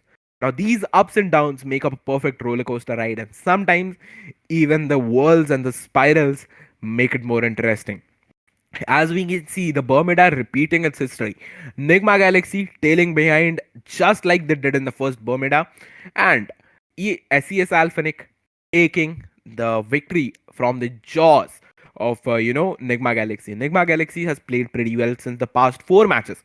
I would say they have been tailing around for the second or third position since all the 4 matches, I would say, but they were not successful in getting the booyahs till now. Still, they are consistent in getting the top 3 positions, and I'm pretty sure they are already in the top 3 positions right now. But if we talk about esports arena, arena esports, my bad, they have played pretty fantastically. 2 booyahs back to back, and then again contesting in, and then in the other matches they got enough kills to maintain the position. In the previous points table, we saw they were at around 57 points, which makes them the table toppers of earlier match. But in this match they got 14 finishes. Now 14 finishes, and they got eliminated at around 4th or 5th position, which means they are at around somewhat of 70 to 75 points right now. Let's see what the points table has in store for us, what the other teams have in store for us. But I would like to praise Orangutan this time. They have played pretty beautifully. They played out all the strategies that we thought, they tried to play their level best, but will they be able to get in the contendership back again for the top 2 teams? Will they be able to get into the head-on fight, head-to-head fight? But Team Mafias, kind of disappointed with the performance, but I would like to see them again. I would like to see them roar again. I would like to see them perform again. Let's see what do they have in store for us. But on the other hand, if we talk about SES ALFAINK, well, this is the underrated team that we didn't talk about in the last match very much, but this team played beautifully. This team knew when to aggress, this team knew when to suppress back, and this team knew when to take the entry inside the zone. They knew each and everything. They knew the map corner by corner, and they knew when and what to do. They knew what they had to do, and they knew what they should do in order to get the booyah for their team. Right now, I would like to praise this team for the wondrous, results that they have given for themselves. They have played pretty beautifully. They have played pretty brilliantly, and I would, just say that they have done a great job. I would want to see this kind of action again from their end. Whereas on the other hand, if we talk about other teams that they have been tailing behind on the lower half of the table, they have also tried to jump up a bit. They have also tried to get up a bit, but are were they able to do so? That's what we are going to witness in the points table. The points table soon will be in front of us, and the next map is again going to be Purgatory. Is E Arena Esports going to get back the domination again? or any other team out of the all 11 teams left are going to be the one challenging arena esports for purgatory is going to be the bigger question. It's going to be the bigger picture for right now. But on the other hand, if we talk about all the teams right now playing, they are giving in their best. I wouldn't want to criticize anyone for their performance as they have done a lot. They have played a lot. They have, sacrificed a lot for this. But Arena Esports, how would you think that this team won't be on top? With 2 booyahs, they are on top, and as I predicted, somewhere around 75 points, 76 points in total, 33 rank points, and 43 elimination points. But in the case of elimination points, we shouldn't forget NIGMA Galaxy, which is 1 point ahead of them, but they are at 72 points just because they are, 5 points behind in the position points. The position points matter, and this is what I mean when I say that, guys. Whereas trailing behind SES ALFAINK on the third position with 37 finish points and 26 position points, 63 points in total. OG Elite, good jump. They were at the 7th or 8th position, but right now they are at the 4th position. They are playing it consistently. They are improving bit by bit. They are on the 4th position right now with 20 kill points, 23 position points, and a total of 43 points. Delta X Esports, we can see on the 5th position. These were the top 5 positions, the top 5 teams that we could see. Orangutan, OG, the famous chant, who, OG, is something that we were all expecting. We were all expecting the players to go wild, and they went wild and they played pretty beautifully. And they also jumped from the 8th position since the first match to the 4th position after the 4th match. I guess if they play this consistently, they might also get into the top 3. They might also get to the top 2. Now that's what depends on the last final 3 matches, out of which the purgatory match, the 5th match, has already been started. The playing path can be seen going right across the center, and the zone, as always, is going to cover the similar kind of halves from all the 3 islands. Now wherever the zone shifts is going to decide the future, is going to predict which team and how are they going to get the booyah, get towards the zone, get into the zone, get the loot and everything that you want to see. But right now, if we talk about the revival spots, are a lot of revival spots are there inside the zone, and we can also see that Team Mafia right now is at the edge of the zone near the blue zone. Well, they already know that one player they have kept inside the zone, and 2 and 3 players are outside the zone in the blue tier area, where they know how they would want to execute their plan. But on the other hand, if we talk about DRANIX is going to be inside the zone right now, but the kill feed moved so fast that we have already lost 6 players right now. Started with 45, down on 39. We can see that the players are fighting and quarreling amongst themselves. One player has been revived already. But if we talk about Team Mafia can be seen that they are up with all the 4 players. They have to loot up and get inside the zone as soon as possible. The arsenal will unlock in 60 seconds, which will make a huge difference once it gets unlocked, as it would reveal the weapons that they want. One more grenade damage, and a player has been put down. Beautiful knockout by Team Mafia right now. One more knock, and up with the revenge. Team Delta X has been eliminated. Only a few minutes into the game, and we have already seen one team getting eliminated. TM Delete finishing his opponents, and the safe zone right now gets shrinked up. The team has to get inside the zone, and they have to get okay, wait a second. SES ALFAINK, the team that we were praying, we were wanting to see up in the top 4 or in the top 5, has already been eliminated completely. Now this is something very fast paced action, which we were not even thinking that we would get. The arsenal is now open, loot is now open. Now the players would go on all in for the loot, whereas Team Mafia right now is trying to prove their worth right now. EA on the other hand, they have total of 37 players remaining in the map, and they are on a rotation where they have to scout out the edges for kills and finishes. One more finish. They are hunting down right now, getting finishes for their teams and getting loot for their team as well. They are legit hunting down for the players.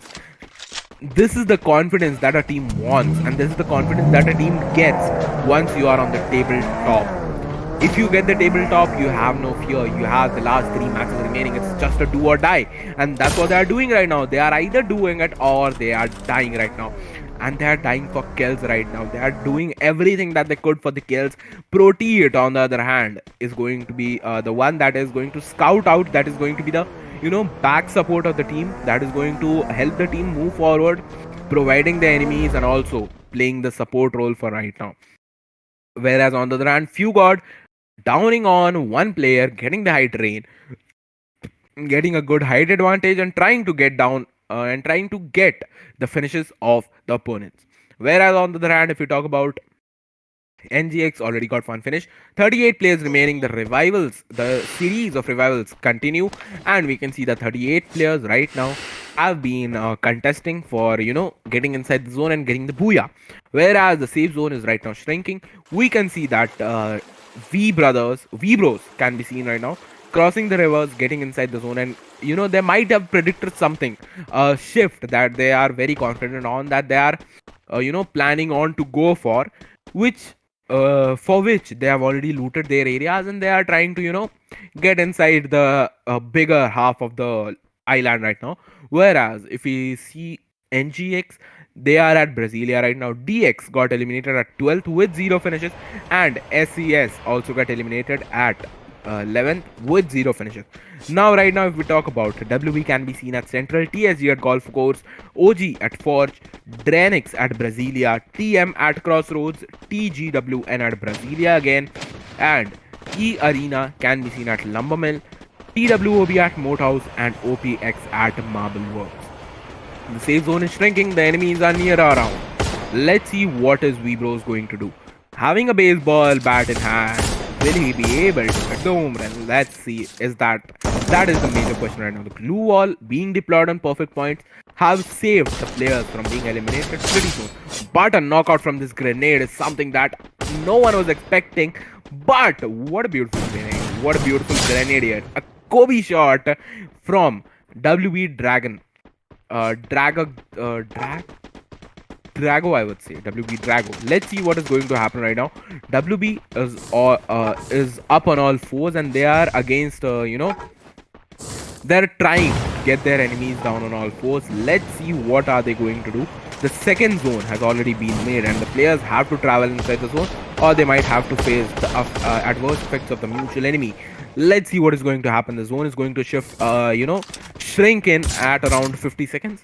Let's see if the 50 seconds are enough for Team WB to eliminate their opponents and get the finishes for themselves. 35 players are remaining right now, and WB Poison has knocked out one more player right now, which means that they can get inside and get up on the hunt right now. If we talk about WB is playing a bit aggressive right now, which means that they have learned from their mistakes and they know where they need to, gain up, where they need to get up.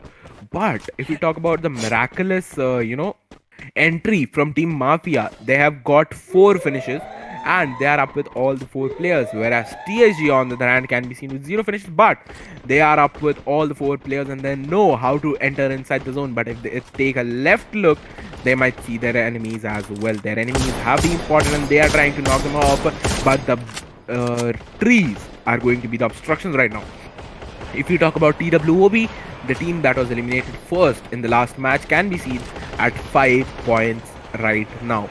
Let's see what are they going to do. 5 skill points, I would say right now, and they have managed to make the enemy flee away from the situation right now. TSG is playing quite aggressive and they are playing it quite statistically as well. They are playing it quite strategically. They know the strategies, they know the statistics, how they need to get inside the zone and how the rotation should be in order get a good lead over their opponents. Whereas on the other hand, if you talk about Orangutan can be seen right now getting inside the zone. They have already 2 finishes, and WOB Insane on the other hand going on for the finishes. Well, as if we talk about WOB is something is on a run, I would say, to get the kills. But Tiger Wong is being eliminated. Three teams already out, and we are not even 10 minutes into the game. Let's see what is going to happen. Pahadi on the other hand is at the top of a hill, which kind of coincides with his name. But on the other hand, jokes apart, we can see that the level 2 arsenal is already open and has been looted. Now we know that OG already has the loot that they need. WOB Insane can be seen on a run right now. He has already got 3 finishes for his team. Will he be able to capture more is the main question. NGX versus WOB is going to be the recent battle that we are going to witness right now. NGX is also a stronger opponent for the team, but he has got a knockdown right now. Revival point is closing in 30 seconds. Let's see if they will be able to revive the players. Whereas NGX on the other hand can be seen top in a 1v1, couldn't take down WOB Insane, but K-Pop 59 is the one that is going to be supporting his players from behind. Glue wall is something that would protect Insane for now. Insane is healing up, and Insane got the insane number of kills for himself as well. Let's see what is going to happen. K-Pom is someone who is trying to get kills for his team. But on the other hand, if we talk about WB Insane, he is on a legendary kill streak right now. 5 kills for his team, and he has got 5 points for his team as well. 6 kills, my bad. He is on a verge of eliminating a whole team alone. What a beautiful play by this player. I would really want to appreciate the level this player is playing on. TWOB got eliminated pretty earlier, but right now they are proving it why they are in the grand finals. Well, on the other hand, we can see that the enemies are near around, and they might be the ones that will be threat for Insane if he goes ahead. The safe zone is about to shrink, and once the safe zone starts shrinking, even the opponents have to get inside the zone very quickly. Talking about WB has already lost 3 players. TWOB has already lost the 3 players, down on 1 player. Let's see what is he going to do. Let's see what he has in plan for his team. If we talk about Insane right now is playing with grenades, and we have seen Insane is pretty great with grenades. Pahadi on the other hand, he has also pinned out a grenade. This is going to be a one-on-one fight against Orangutan. Now, Pahadi, we all know he is good with grenades, but not as great as Insane is. Both of the players have to go inside the zone, whereas Pahadi, being low on HP, has to, survive quite a lot. Pahadi on the other hand has to, face the adversities of the situation right now. Pahadi doesn't have that much of a healing and that much of an AP, so he might have to go on back foot and prioritize the zone first. Whereas on the other hand, if we talk about Insane has the right quantity of healings with him, but he couldn't be saved. Pahadi is right now throwing hills, I would say, at his opponents. TWB getting eliminated up with I would say they're up with around 9 kills, my bad. 9 kills, and 9 kills is not at all bad. They might recover up a bit, but 17 players right now can be seen. Pahadi is knocked down by the play zone, and he might get finished as well. Orangutan is down with only 3 players. Bhagwan is spotted player, and he might be up on the godly run to kill him. With his side, Bhagwan is on the run, and he might get the kill as well. The opponent is in front of him. A 1v1 is something that we are expecting right now. Bhagwan is knocked down there, and he has got to finish as well. Double kill for Bhagwan. WB Rohit has been eliminated right now, and the previous fight can be seen on an instant replay.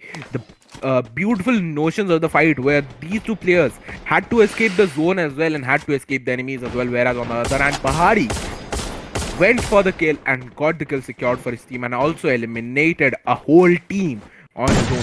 Whereas I would like to appreciate WOB Insane, the way he handled the situation against NGX, and how he downed NGX on all 4s, how he did a quick 1v3 against all the 3 players that were up for killing, for getting the revenge for their teammates.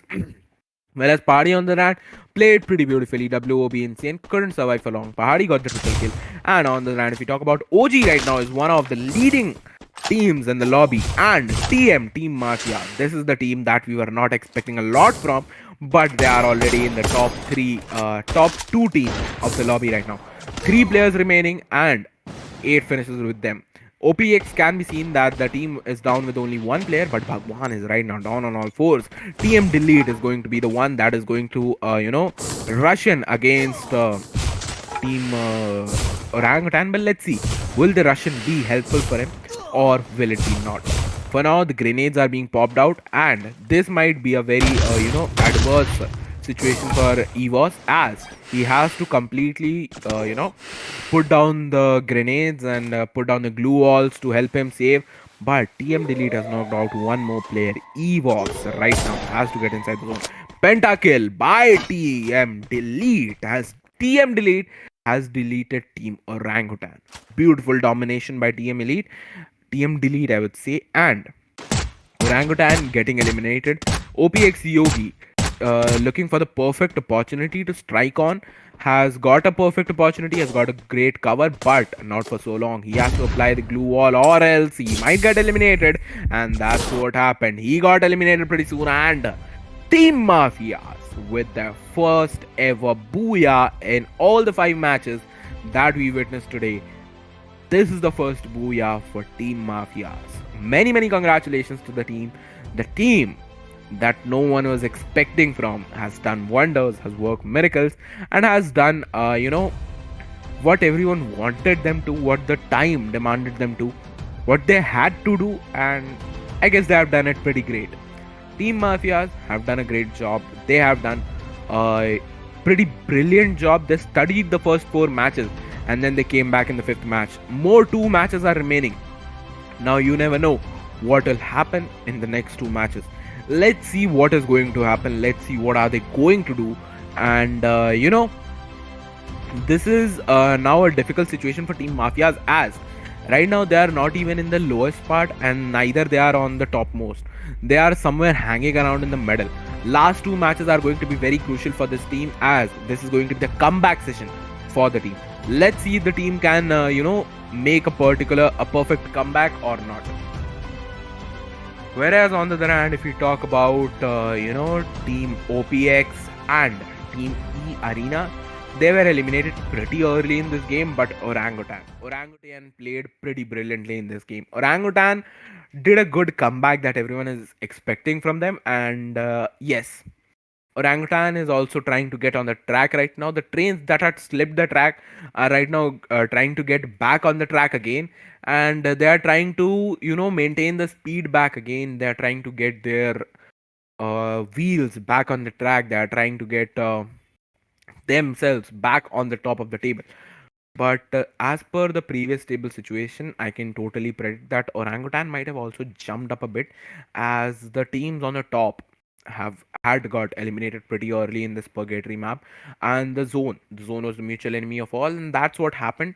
That's what helped everyone in getting eliminated, in every team that helped every team to get eliminated, every team to get conquered their enemies. A few common factors and a few games and skills, or a few strategic skills that helped Team TSG also, that helped Team Mafias as well to get their first ever booyah, and also Team Orangutan as well, to get closer towards what they were dreaming of, to get closer towards what they were planning of. They were on the 4th position, and I guess they might have got up to the 3rd position, or might have got up to the 2nd position as well. You never know what happens. This game is full of surprises, and you never know what surprise they have in store for us. That's what I said in the starting of this day.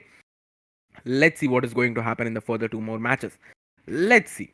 Well, before that, we will be witnessing the points table. Well, we all know the points table will be having a drastical shift. A very, huge tussle between all the teams was going on. And after this match, I am pretty sure that the teams might have, got a great difference between the points.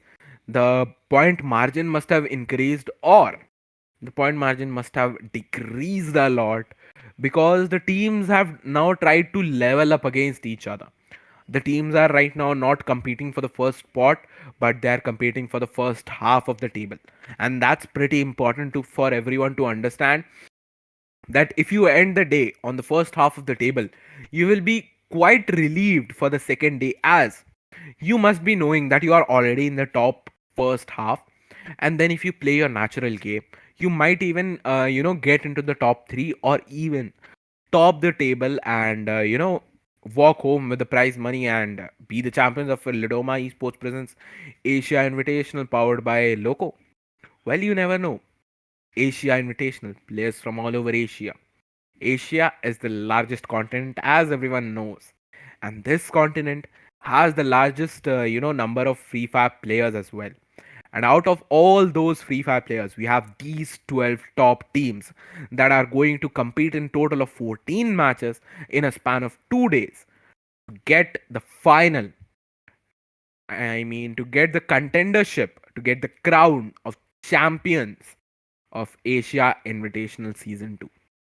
Season 1 was also quite similar, a roller coaster, and as I said, this whole tournament is going to be, this whole grand finals is going to be a roller coaster. All the ups, the downs, and the spirals is going to be the one that is going to entertain every one of you. And if you guys are being entertained, and if you guys are liking this, then do make sure to drop a like and follow us on our Instagram handles and our socials.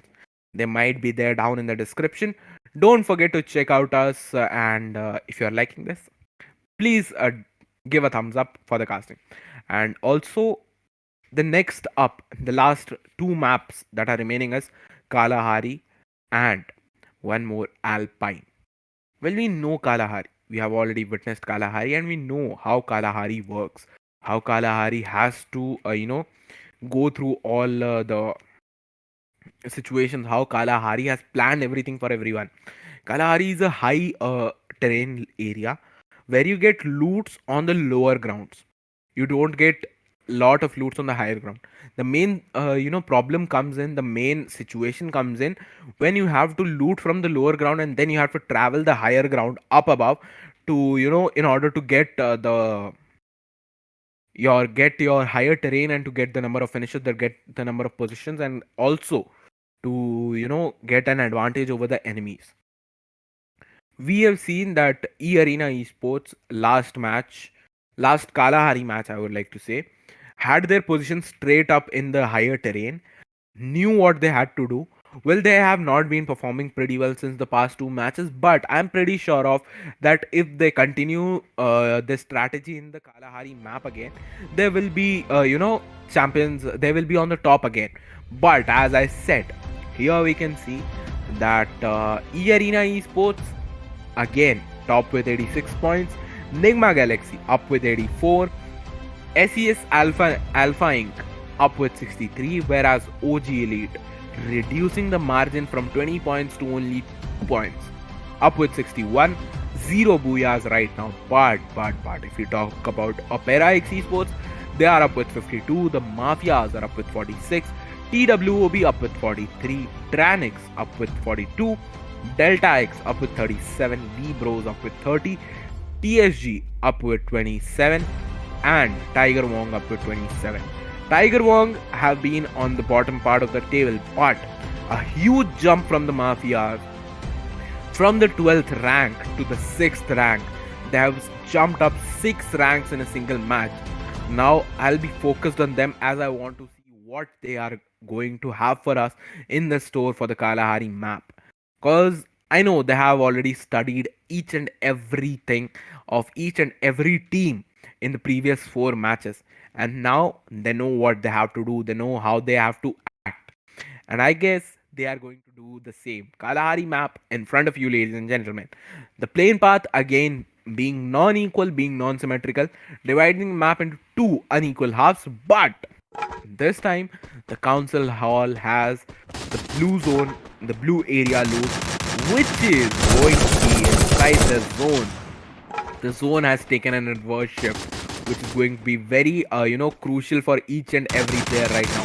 Whereas if we talk about Orangutan has already got 1 finish for its team. SES Jojo, if we talk about him, he has already knocked down one player, but Old Monk has also got a knockoff. Right now, if we talk about Orangutan are already on the verge of getting finishes for themselves. They are already up and above for the kills, for the kill streaks, and for getting the teams, the victory that they want. But on the other hand, if we talk about EVOS has been eliminated by the opponents. Right now, they are down on all three people. Let's see what they are going to do. One more person might have got eliminated, but correct use of our board and he managed to escape. Now the players need to revive their player ace in EVOS right now, or else they might land into trouble as well. They were inside the zone, but I don't know why they tried, wanted to get outside of the zone, maybe for chasing the enemies. But on the other hand, if you talk about OPX, Team OPX can be seen with the loot, getting up, getting up on all the fours, or trying to get against the enemies, trying to get the kills for themselves. Will they be able to get the kill? I'm not pretty sure, but EX right now has been surrounded by all the four corners from OPX. Let's see what are they going to do. Is the head-on fight going to be anything? One player has been done down, and TWOB team has been eliminated pretty early. The team that dominated last match has been eliminated pretty early. Now this is what TWOB has been doing from the past 3 matches, I would say. If they succeed in one match, they get down in the other, and same goes on.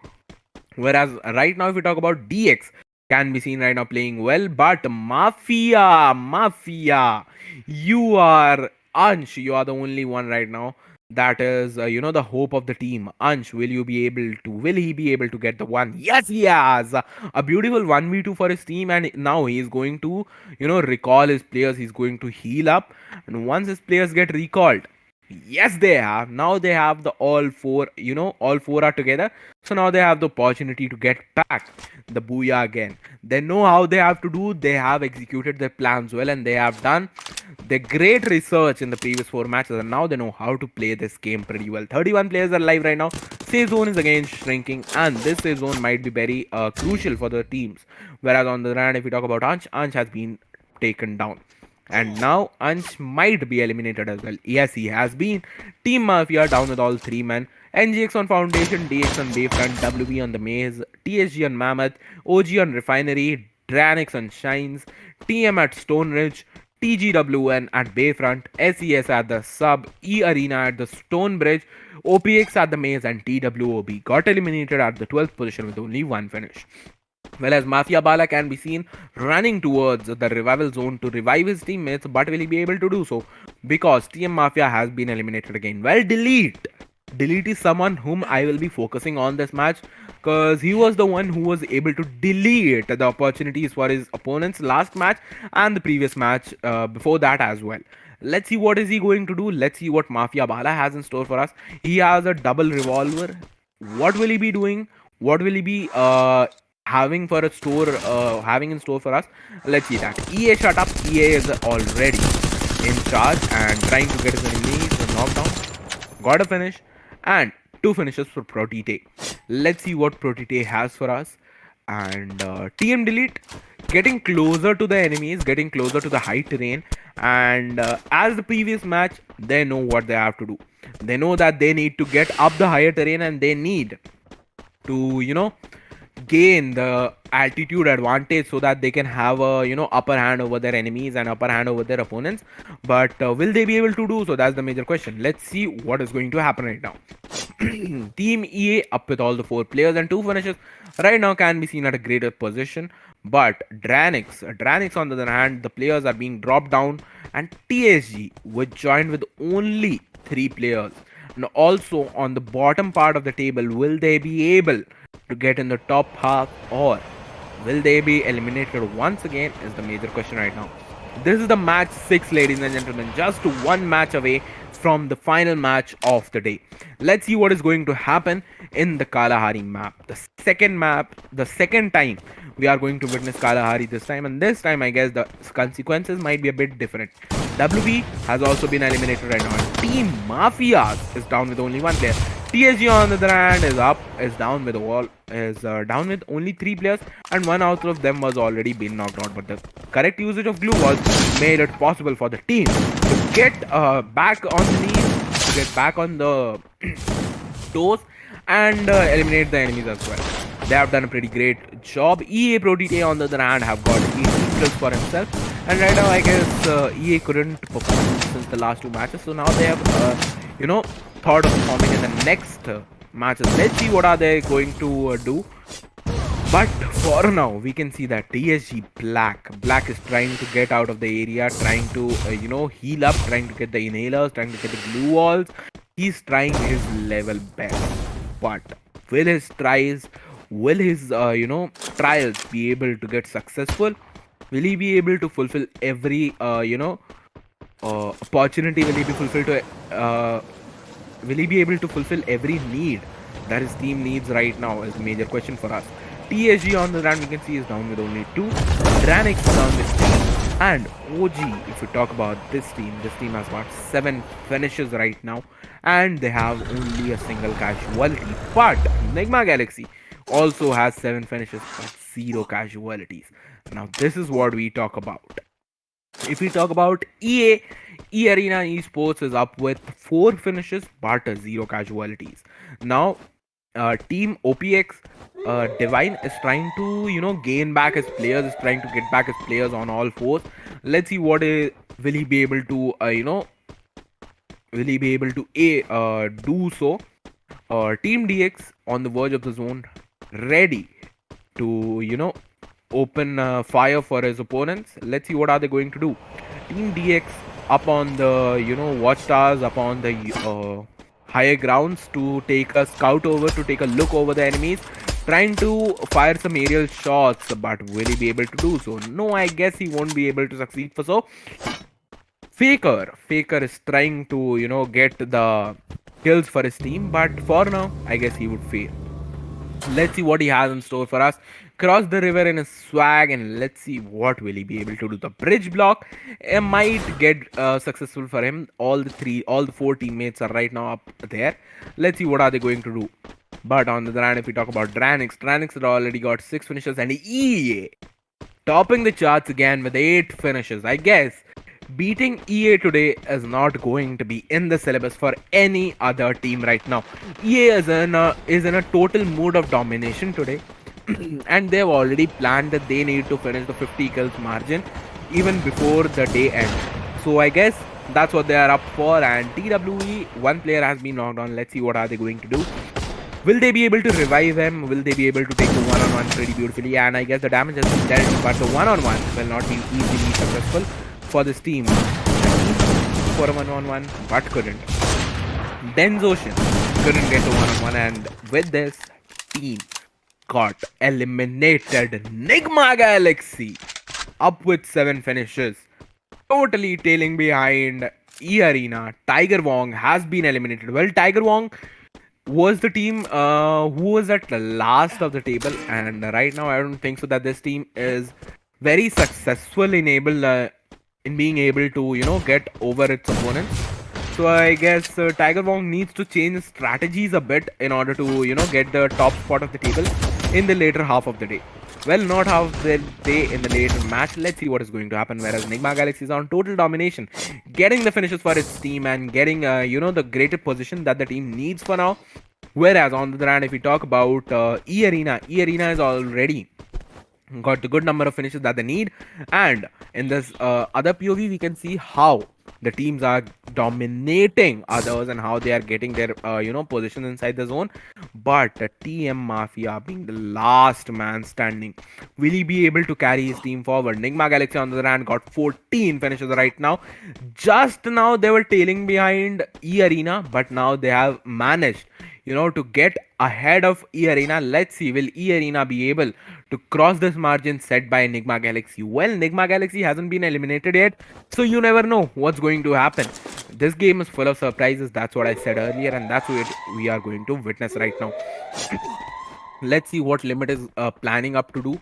Got already 11 finishes, 3 more finishes, and they might be on the equal stages with NIGMA Galaxy. Whereas on the other hand, Orangutan got eliminated, which has opened a spot for other teams to gain that 4th spot, which Orangutan was capturing up on. But Argus on the other hand is planning to get inside the zone right now. they have a straight entry plan. Let's see what they have in store for others, what they have in surprise. They were on a hunt as we saw, and right now also we can see that they are in a mood to hunt. Let's see, will they be able to hunt down, or will they be will they not be able to get inside the zone? As right now we can see that there are a few enemies around them from which they are trying to save themselves, and right now as per the rotation they are totally getting inside the zone. And Kalahari, this map is ruthless. This map is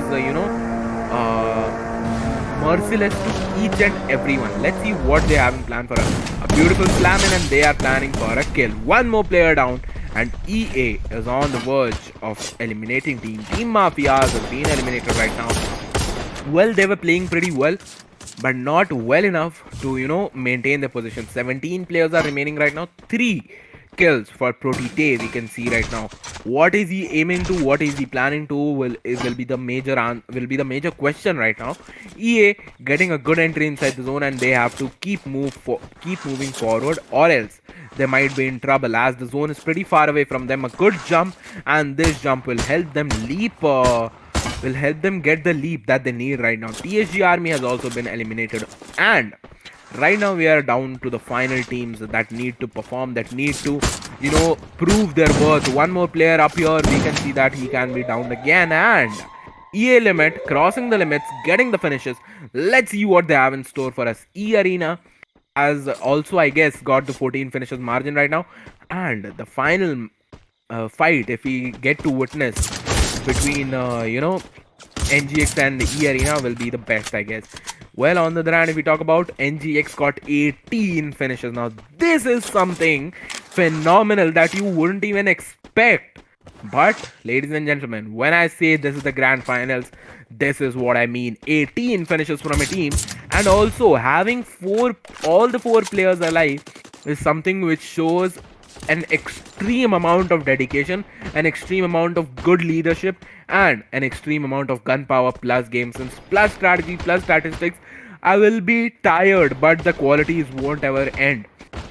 Beautifully playing these two teams, NIGMA Galaxy and E Arena, can be seen dominating the whole lobby on alone. But DRANIX, on the other hand, can be seen one player, but he is contesting for his whole team. He's playing pretty well. On the other hand, OPERAX can be seen eliminated right now. DRANIX, on the other hand, 9 finishes for this team, and this team has been playing pretty well. On the other hand, if we talk about E Arena and NGX, these two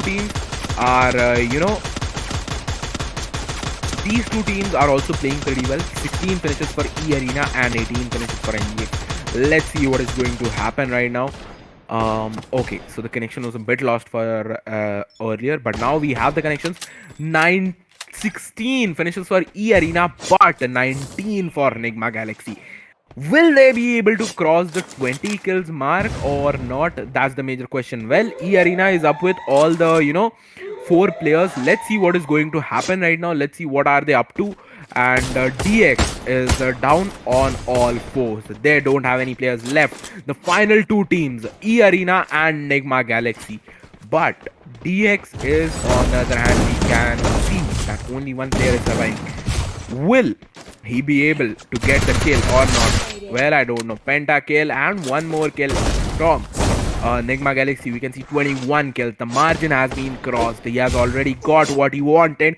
21 finishes and 19 kills from NIGMA Galaxy had been crossed pretty earlier. But E Arena is right now planning on to get the finishes, Now, NIGMA Galaxy is down on only one player. Let's see what are they up to. E Arena will obviously get the booyah for themselves, but will NIGMA Galaxy be able to clutch it? Will he be the one that takes the booyah title home?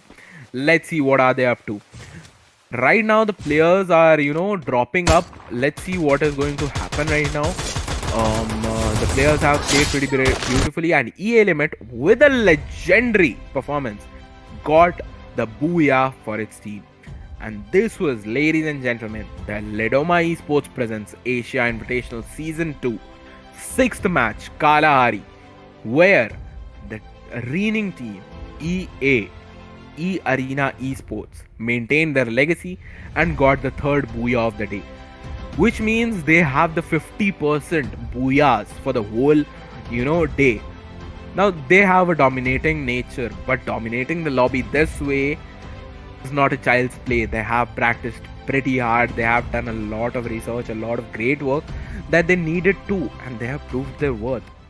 And you would also, coincide on this that these players have given the best that they could. These players have done the best that they should, and they have also, proved everyone that why they are in the grand finals, why they are the grand finals, and why they deserve to be in the top three of the table. But Orangutan, on the other hand, ladies and gentlemen, they also did a good comeback, but couldn't maintain the comeback for long. That's what Orangutan has already done in the previous 4-5 matches, and we have already seen that Orangutan does a great comeback, but they are not able to sustain that comeback for a longer time.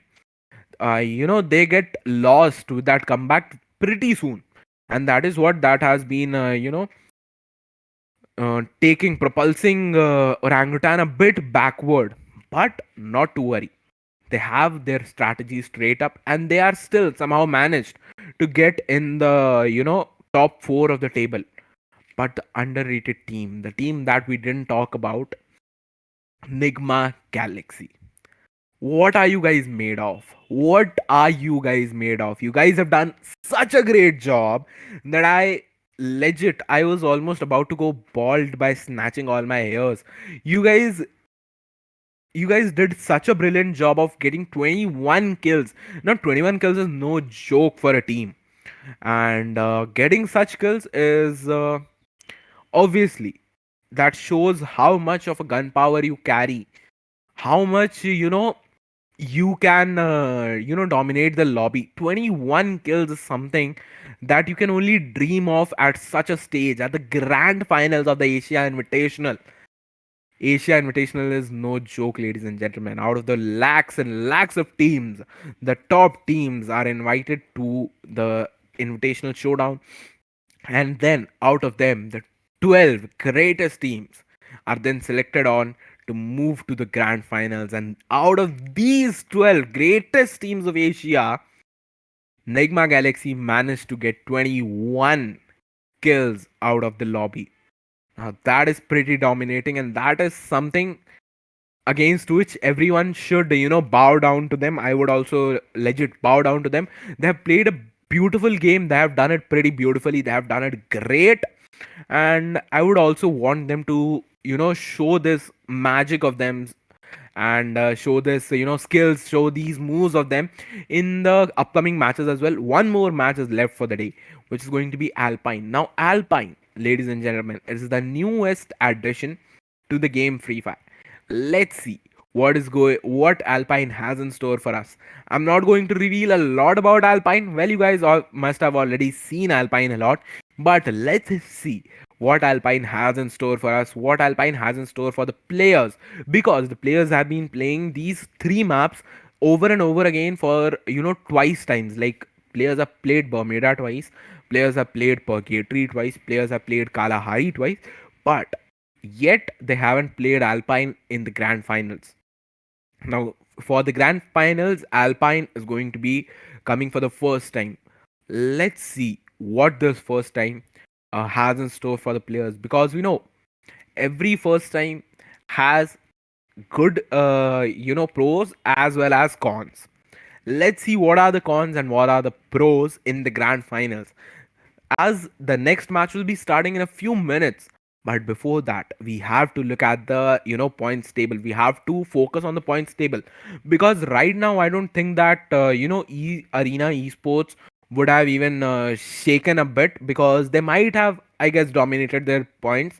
But if we talk about, Nigma Galaxy might have jumped up a bit, or might have even crossed E-Arena Esports. Now, this is a good tussle between the two teams. This is a healthy tussle between the two dominating teams of the lobby.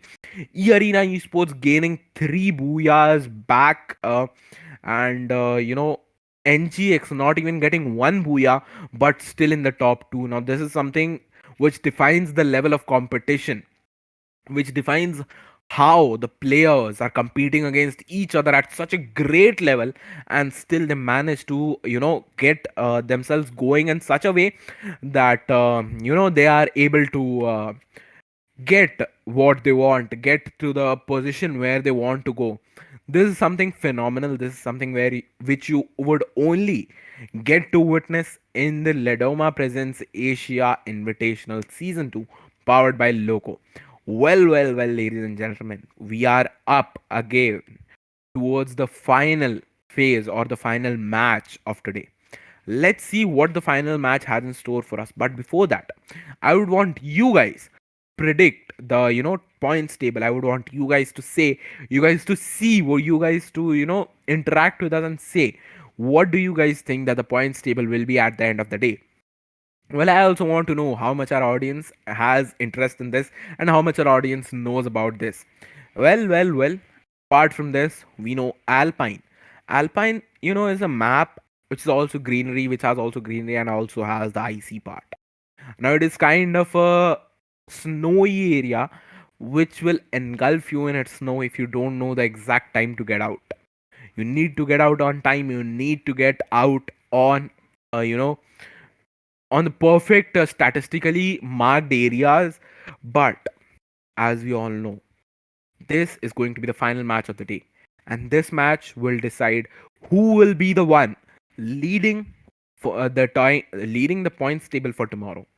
Let's see, because we know the one that is going to lead the points table for tomorrow is going to be the one that has the least amount of stress and is going to perform the best, because we all know higher you are on the points table, lesser you have the difficulties. But look at this. As I said, they might have crossed, and they did, Nigma Galaxy. Zero booyahs and still the table toppers with 16 total points and 72 elimination points. But on the other hand, if you talk about Arena Esports, they have 3 booyahs just trailing behind at 116 points. But let me tell you everyone that the kill points matter more than the placement points. And that's what we can see right now. Both are at 116, but Nigma Galaxy is ahead because they have 72 kill points and E-Arena has 66 kill points only. But on the other hand, if we talk about OG Elite, they have managed to get on the top 3 of the table. They have managed to somehow get on the top 3 of the table with 71 points right now. But SES ALFAINK on the other hand, they have somehow managed, even after they got eliminated pretty soon, they have managed to get on the 4th position with 67 points right now. OPERAX Esports with 61, DRANIX Esports with 60, the MAFIAS with 54. They were on the 6th position, but now on the 7th, 8th. Delta X Esports with 49, 9th, TWOB with 44, TSG Army on 10th at 35, and 11th we have WEBROS with 31 and Tiger Wong with 31 again. Now these are the first 12, the overall standings for day 1 after 6 matches. We have one more match left, ladies and gentlemen. That is going to be Alpine. And Alpine is going to be full of secrets. Alpine is going to be full of surprises. Alpine is going to be full of strategies from the teams. Let's see what do they have in store for us. What do they have planned? Because this is going to be the first time in Grand Finals that we are going to witness Alpine. Let's see what Alpine brings out for us. This is going to be the last match of the day. And ladies and gentlemen, the last match will be on your screens in no time soon. Let's just hope that the players maintain their legacy, and I would want to see again the battle of needles between E-Arena Esports and Nigma Galaxy. Let's see how do they perform in the final stage of this. How do they conquer their enemies? How do they conquer their opponents? And how do they conquer the last areas, the last match of the day? The last match of the day on your screen, ladies and gentlemen. This is going to be the match of Alpine, where you can see that the areas are already waiting for the players to land up. The forest red areas, the ocean view, the garrison, the railroad, the carousel, the sunside, the base camp, the Rai, Rivermouth, Blue Village, Stadium, Vant, Fusion, every area is waiting for the players to land up. Let's see what the players have in store for us, and let's see what the area has in store for us. The monk areas, the Okay, and here we can witness action as soon as the players have landed. One player has been down, and Team Mafia can be seen again getting down pretty soon. Let's see what do they have in store for us. TM Mafia Bala has already knocked down one player, and on the other hand, SES BKE Bai can be seen knocking down one more player. TM Mafia with pretty good bandages and a gun can be seen up against fighting his enemies, but right now we can see that Mafia Bala couldn't sustain his enemies for a longer period of time, whereas we can see two players are already down, and Team Mafia can be eliminated pretty soon. Team Mafia knocking out one player and getting the team out of danger for a while, but will he be able to get the team out of danger for a longer period of time or not? That's a major question. TM Mafia on the other hand can be seen guarding the players right now, but if the players don't get revived right now, TM Mafia will be having a harder time to escape, and TM Mafia I don't think so will be able to escape pretty much soon. But on the other hand, if we talk about OPX, players have already started to get the domination on and on. 32 players are left right now. Let's see what are they planning to get in store for us. Safe zone will be starting in 39 seconds. But on the other hand, Team Mafia getting eliminated at the first spot, which means Team Mafia has to say tada bye bye to the top 6 positions of the table. And right now, if we talk about Nigma Galaxy hasn't got any kills yet, but they know what they have to do right now.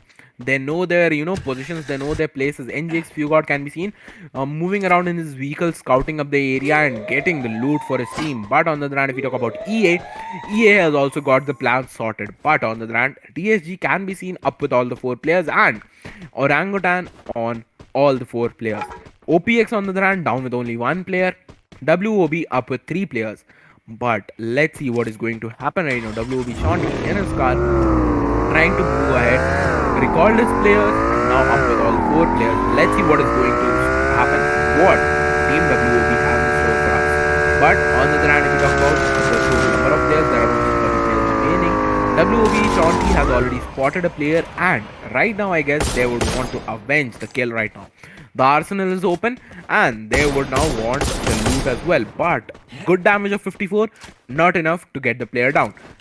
Must have called for the reinforcements. Let's see what WOB Shanti has in store for us. The players have been around him. Let's see what are they going to do. Got a player knocked out, got a player finished off, and got the loot again.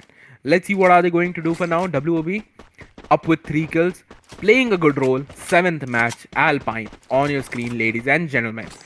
But if we talk about the safe zone has been shrinking. The WEBROS have been eliminated once again. 2 teams have been already eliminated and we are down to only 28 people remaining, out of which the teams have to struggle a lot. Team Mafias, DX, SES and WB, these 4 teams have already been eliminated. OPX is down to only 1 man and EGW1 is up with only 3 men. Rest of the teams have their all the 4 players alive. Well, if you talk about Nigma Galaxy is playing it a bit safe right now. They are focusing on loots more than kills, which I guess will be helpful for them. But on the other hand, if we talk about TWOB, this is exactly what they do. As I said in the previous match, they got eliminated at the first position, but right now they have 6 finishes with all the players alive. That's what they do. They shine in one match and they forget to shine in the other. Well, I don't know how this works for them, but let's hope this will work for them. Let's see what happens in the next half of the game. E-Arena on the other hand, we can see up with 3 finishes and 4 players. Whereas Orangutan, if we talk about, this team has 0 finishes, but they are up with all the 4 players. And also they have the blue tier loot zone, which means they have a good loot with them. Inhalers are being used properly so that they might be able to get into the EP area perfectly, and they might, even if they have to suffer the blue zone damage, they will not be damaged enough. Right now, if we talk about Orangutan must have a few finishes, but not enough to get them back into the race of the top 3. They have to conquer this map as well. Let's see what do they have in store for us. But the top 3 positions can be seen alive in the match right now. And as we can see, the players have landed right now, but at their own spot. A mist if you want to land between orangutan. This is not the perfect space. Bhagwan with his DMR knocking down a player and might get the finish as well. But let's see what orangutan has in store for us. For now, we can see that double kill for Bhagwan has been confirmed and one more player might get down as well. Yes, he has. Bhagwan has done a 1v3 for the players. Old Monk might get revived anytime soon. Let's see what is going on for the teams. But for now, if we talk about the players of TWOB, they have got 8 kills and they are on the dominating streak right now. This team shouldn't have, played with orangutan right now. Orangutan is on a kill streak right now. Pahadi has been knocked down and he must be revived pretty much soon, or else they might have the fear of losing the player as well. They might use the line to get across. But DRANIX on the other hand is on the verge of killing all the players of OG, whereas they have got the opening. Let's see, will they be able to get the kills? They are on the bikes and they are up or moving.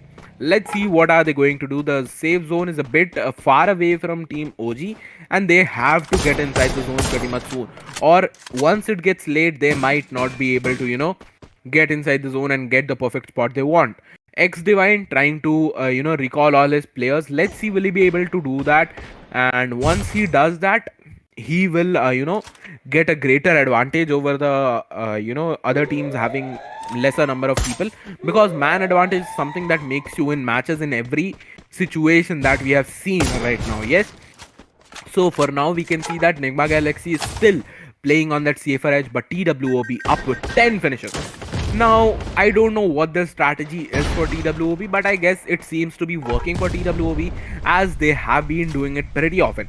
One match they are not being able to perform pretty well. One match they get eliminated the earliest, and the next match they dominate the whole lobby. Let's see if the strategy still works for them. OG on the other hand got 5 finishes, but with all the 4 players left right now, let's see WOB what WOB has in store for us. One more finish might be coming from WOB's end. Insane, playing insanely in every alternative match, but getting knocked down so early wasn't something that we were expecting. A bit of over aggressiveness, which made Insane suffer for it. Whereas Shanti, Itachi and Insane trying to get back on the field, trying to get back on the pitch, playing for the team. Let's see what are they be able to do. Rivermouth on the other hand is going to be welcoming all the players that are going to come from the bridge and that are going to be standing against WOB. Let's see what WOB has in store for us. Well, Itachi being recalled and got eliminated pretty early. Let's see what the other 3 players have to do. They've got the loot and now they would want to avenge their friends death. Let's see, will they be able to get the vengeance clear? But if we talk about E Arena has already been on 3 finishes, and that 3 finish margin is pretty constant for them. But Nigma Galaxy has progressed to get 2 finishes in their account. 10 finishes for TWOB, down with 1 casualty, is a pretty good score that I would want to see. But right now they are up with they are back again with a man, and let's see what do they have in store for us. For now, I guess TWOB might be the one dominating this lobby for now, and 31 players can be seen all alive right now. And let's see what they do, what they have planned, and what they have in store for the players and for the enemies as well. They are in a good split right now, but they are pretty much far away. They have to be closer to each other in order to get the kills right now. But NGX Dew on the other hand completed the margin of his 25 kills, which means he has done a great job, and for that everyone must applaud him for once. But back to the game, E Arena is down to only 1 man. Will they be able to get back on all 4s, or will they be eliminated? That's the major question. But NGX on the other hand, if we talk about, NGX is on a rage right now. DRANIX on the other hand got eliminated pretty soon, but WB Shanti went in for a 1-on-1, couldn't make it, got knocked down, but he won't be able to get revived as well. Insane trying to fly away from the situation, because that is not the favorable situation that we would want to get stuck into. And be a casualty for the team rather than being an asset, asset for the team. Let's see what is going to happen for Insane. Right now Insane is at a good position. He has got 3 kills right now, and he's the only one remaining for his team, far away from the team towards the edge of the next zone. Insane might have something planned. Itachi has been recalled again, and let's see what is going to happen right now. Sasuke bhai can be seen right now that he has been finished off, and he might not get recalled again. And if we talk about TWE Faker right now is up on all the EP, but Denzo Shin, if we talk about him, he is low on HP, down with the damage from blue zone, the damage from safe zone. And the safe zone is again back on shrinking, but they are on an edge where the players might have to get in, and they have a good advantage against the players as well. E-Arena trying to play it safe right now. They are down with only 1 player and 3 finishes. But talking about NGX's strategy to play safe earlier has helped them a lot. They have got 8 finishes right now, and I'm pretty sure that they will be the ones creating leads back again, and they will be the ones that will lead the point table at the end of the day. No matter whatever happens, TWOB plays well, and if they continue to play this well, they will be the ones that might end up in the top 6 of the table. Let's see what happens. But TWE Hans, if we talk about him, he's been knocked, and right now Denzushin has been knocked as well. But Dimas on the other hand has been knocked as well. Baker being the last one, will he be able to pull it off? Not at all. EA on the run, got it. Tiger Wong being eliminated. Protite playing it pretty well, beautifully, and EA shut up can also be seen. 2 men recalled, 7 kills on their account. This team is back again, playing beautifully. Let's see what do they have in store for us. But TSG on the run, being at the last part of the last half of the table, trying to get back in the stage. But Orangutan, a shocking elimination. This team had the opportunity to gain back its position in the board, but got eliminated. But on the other hand, OPERAX also got eliminated. We are up with the final 4 teams, and out of which TWOB is up with 2 players, 11 finishes. NGX 4 players, 9 finishes.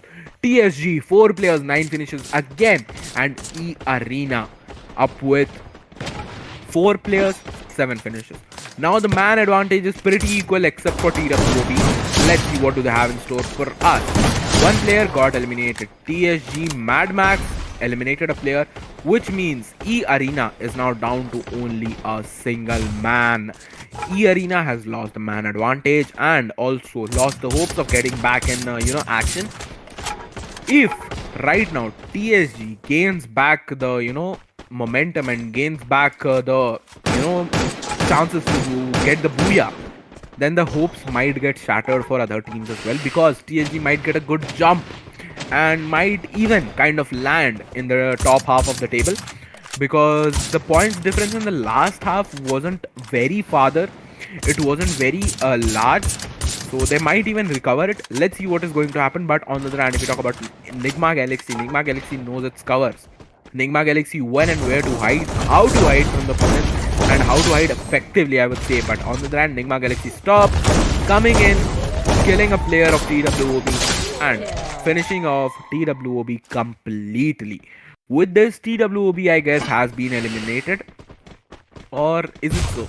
Let's see what is going to happen. On the other hand, if we talk about, we can see E-Arena and up with only 1 man, TWOB up with only 1 man, NIGMA Galaxy up with 3, and TSG the only one team to have man advantage. Will this man advantage be the boon or be the bane for TSG? Let's see that. TSG Stop has just scouted a player. TWOB being eliminated right now. E-Arena being the only team with a single man right now, and NIGMA Galaxy being the one with 3 man advantage.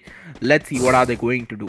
NIGMA Galaxy might target right now TSG as they are the only team remaining, but this was a drastic change. TSG right now left 1 player, and NIGMA Galaxy with the 3 players are completed this match, and NIGMA Galaxy has got the first booyah of the day in the last match, and they have got it pretty effectively, pretty beautifully, played it well. Final booyah of the match, and just for the formality, they have been topping the table since this last match. Now also they would be the ones topping the table, but they didn't have any booyah, so they thought, why not, let's get a booyah as well. Beautifully converted the 3-man disadvantage into an advantage over the TSG. Beautifully played the match. E Arena also gave a good competition to the players. They also played a great game. But right now, I don't think so that E Arena will be able to take up Nigma Galaxy, as they ended a bit early, and even Nigma Galaxy and E Arena were on equal pages. But right now, Nigma Galaxy has got a few pages ahead of them.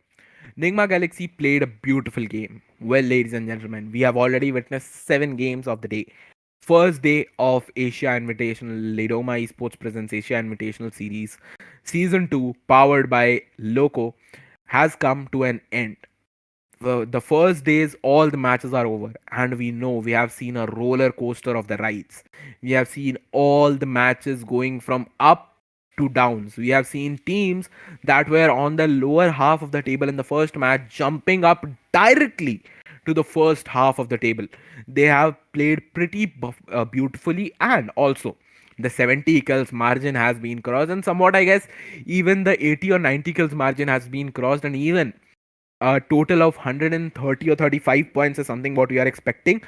Somewhat around 140 points is what we are expecting right now. Let's see what the result is going to be. Let's see what the players, what the teams have done, how the players have worked wonders, how the players have played beautifully, efficiently, and played for their team pretty well. Let's see. This is the only thing that we can expect right now, is Team Nigma Galaxy topping up the charts, then followed by E Arena, then by Orangutan, and then somewhere around by TWOB, and then with TSG. Somewhat this is the top 5 which I am predicting.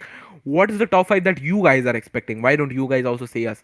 You can comment down in the live chat right now that what are the thoughts, what are your thoughts, what are your actions, on what are your thinkings on the top 5 of today. But before that, we have to take a look at the points table as well. The points table will be in front of you guys in no time soon. This match was pretty interesting. Alpine was something which no one was expecting to turn out this way. Well, we have seen that out of the 3 classical matches that has been played in every that has been played twice, Nigma Galaxy couldn't take a booyah. But the match, the only different map out of all the out of all the 4 matches, was the one where Nigma Galaxy out of all the 4 matches was the one where Nigma Galaxy got the booyah, which means this was Nigma Galaxy's style of telling that we are not trying to get booyahs in the maps where other teams have been practicing every time. We are trying to get booyahs in the maps where no one has practiced a lot, like in compared to all the other three maps. Well, talking about today's day, everyone, every team, every player, and everyone behind this whole tournament making the day one possible have worked very hard, have worked their best, and have done the best to bring out, to do the best they could. And trust me on this when I say this was just the day one. Day two still awaits you guys. Day two will be more interesting, will be much better, and you will be seeing many, many, many more action sequences on the day 2. But for day 1, we couldn't end this day without showing you guys who has topped the table for the day and who has been in the top half of the table. I'll be explaining you guys about what has happened. Well, let's go on a review or a recap. First match played beautifully, but the team SES ALFAINK took the booyah. Second match got by E Arena, played beautifully. Two-man partner, two-man tag team got the booyah. Third match, E Arena again. Fourth match, out of out of all the wonders, I would say, came out Team Mafias. Then came back in our I guess it was my bad if I'm forgetting this, but Team 6. We saw again Team E Arena coming back, and in the 7th match, we saw Team Nigma Galaxy. Well, Nigma Galaxy is a renowned name. Nigma Galaxy has been known for its aggressive performance, but no one expected that they would dominate this high quality, high qualified lobby in such a way that everyone would be looking up to them for the furthermore matches.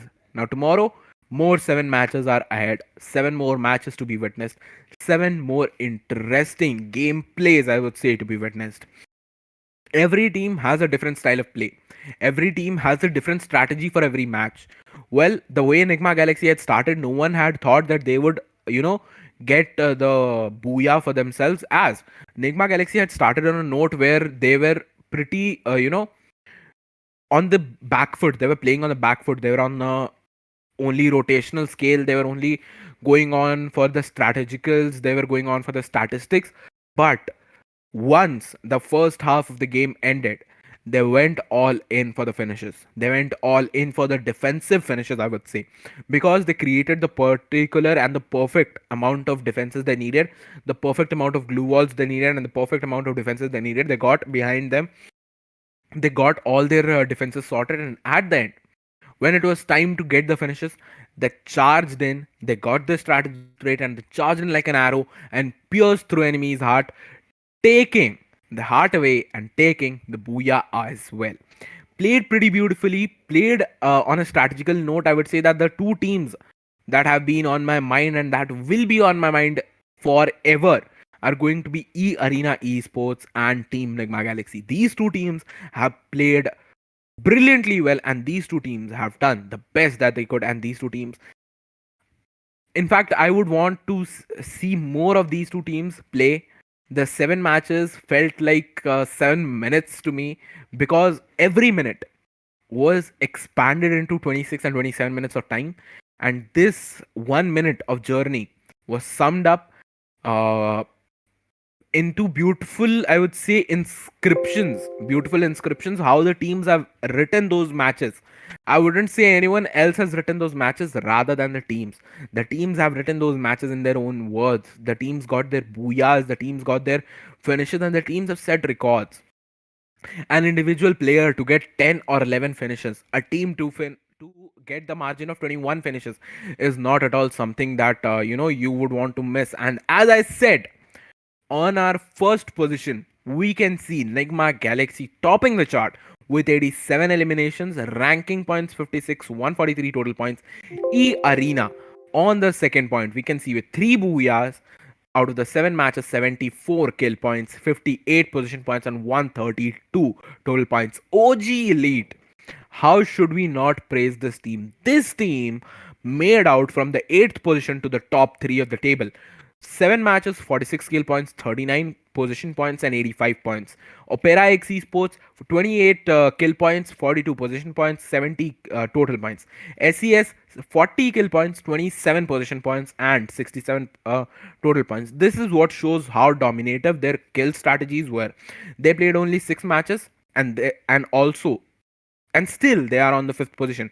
6th position goes to TWOB, 35 kill points, 29 position points, and 64 total points. DRANIX Esports goes for 31 points of kill and 33 points of position, total of 64 points again. The Mafias going in for 29 kill points, 28 position points, total of 57 total points, and they have one booyah as well. Whereas on the other hand, if you talk about TSG Army, they got 24 kill points, 31 position points, and 55 total points. On the other hand, Delta X Esports, they also played 6 match, missed one, 25 kill points, 24 position points, and 49 total points. On the other hand, the last two teams, the Tiger Wong, 7 matches, 21 kill points, 18 position points, and 39 total points. Whereas WEBROS, 7 matches, 21 kill points, 14 position points, and 35 total points. These are the total rankings, the overall standings for day one, guys. And the grand finals day one comes to an end with this, and the most valuable player goes to Nigma Galaxy's DU. Second one in the race is EA's Limit, and the third one in the race is going to be NGX Fugod. These three players have totally worked wonders. Whereas you can see that out of the three MVPs, two of them are of Nigma Galaxy only. Now just imagine the level of domination Nigma Galaxy has showed. And I'm pretty sure if there were five of them, I'm pretty sure one would again be of EA and one would be of Nigma Galaxy again. Because these two teams have shown that they have come to dominate the lobby, they have come to win the lobby, and I'm pretty sure that they will do the same in the second day as well. With this, the day one has come to an end. We would like to thank each and everyone for tuning in. Thank you everyone for tuning in and supporting us in this journey of 7 matches. More 7 matches are about to come your way. This was the first day. One more day awaits for you guys. Till then, take care everyone. Stay safe, stay home, and don't forget to subscribe the channel. Taking a leave, myself Aim God, signing off from the desk of Asia Invitational, presented by Lidoma Esports, powered by Loco.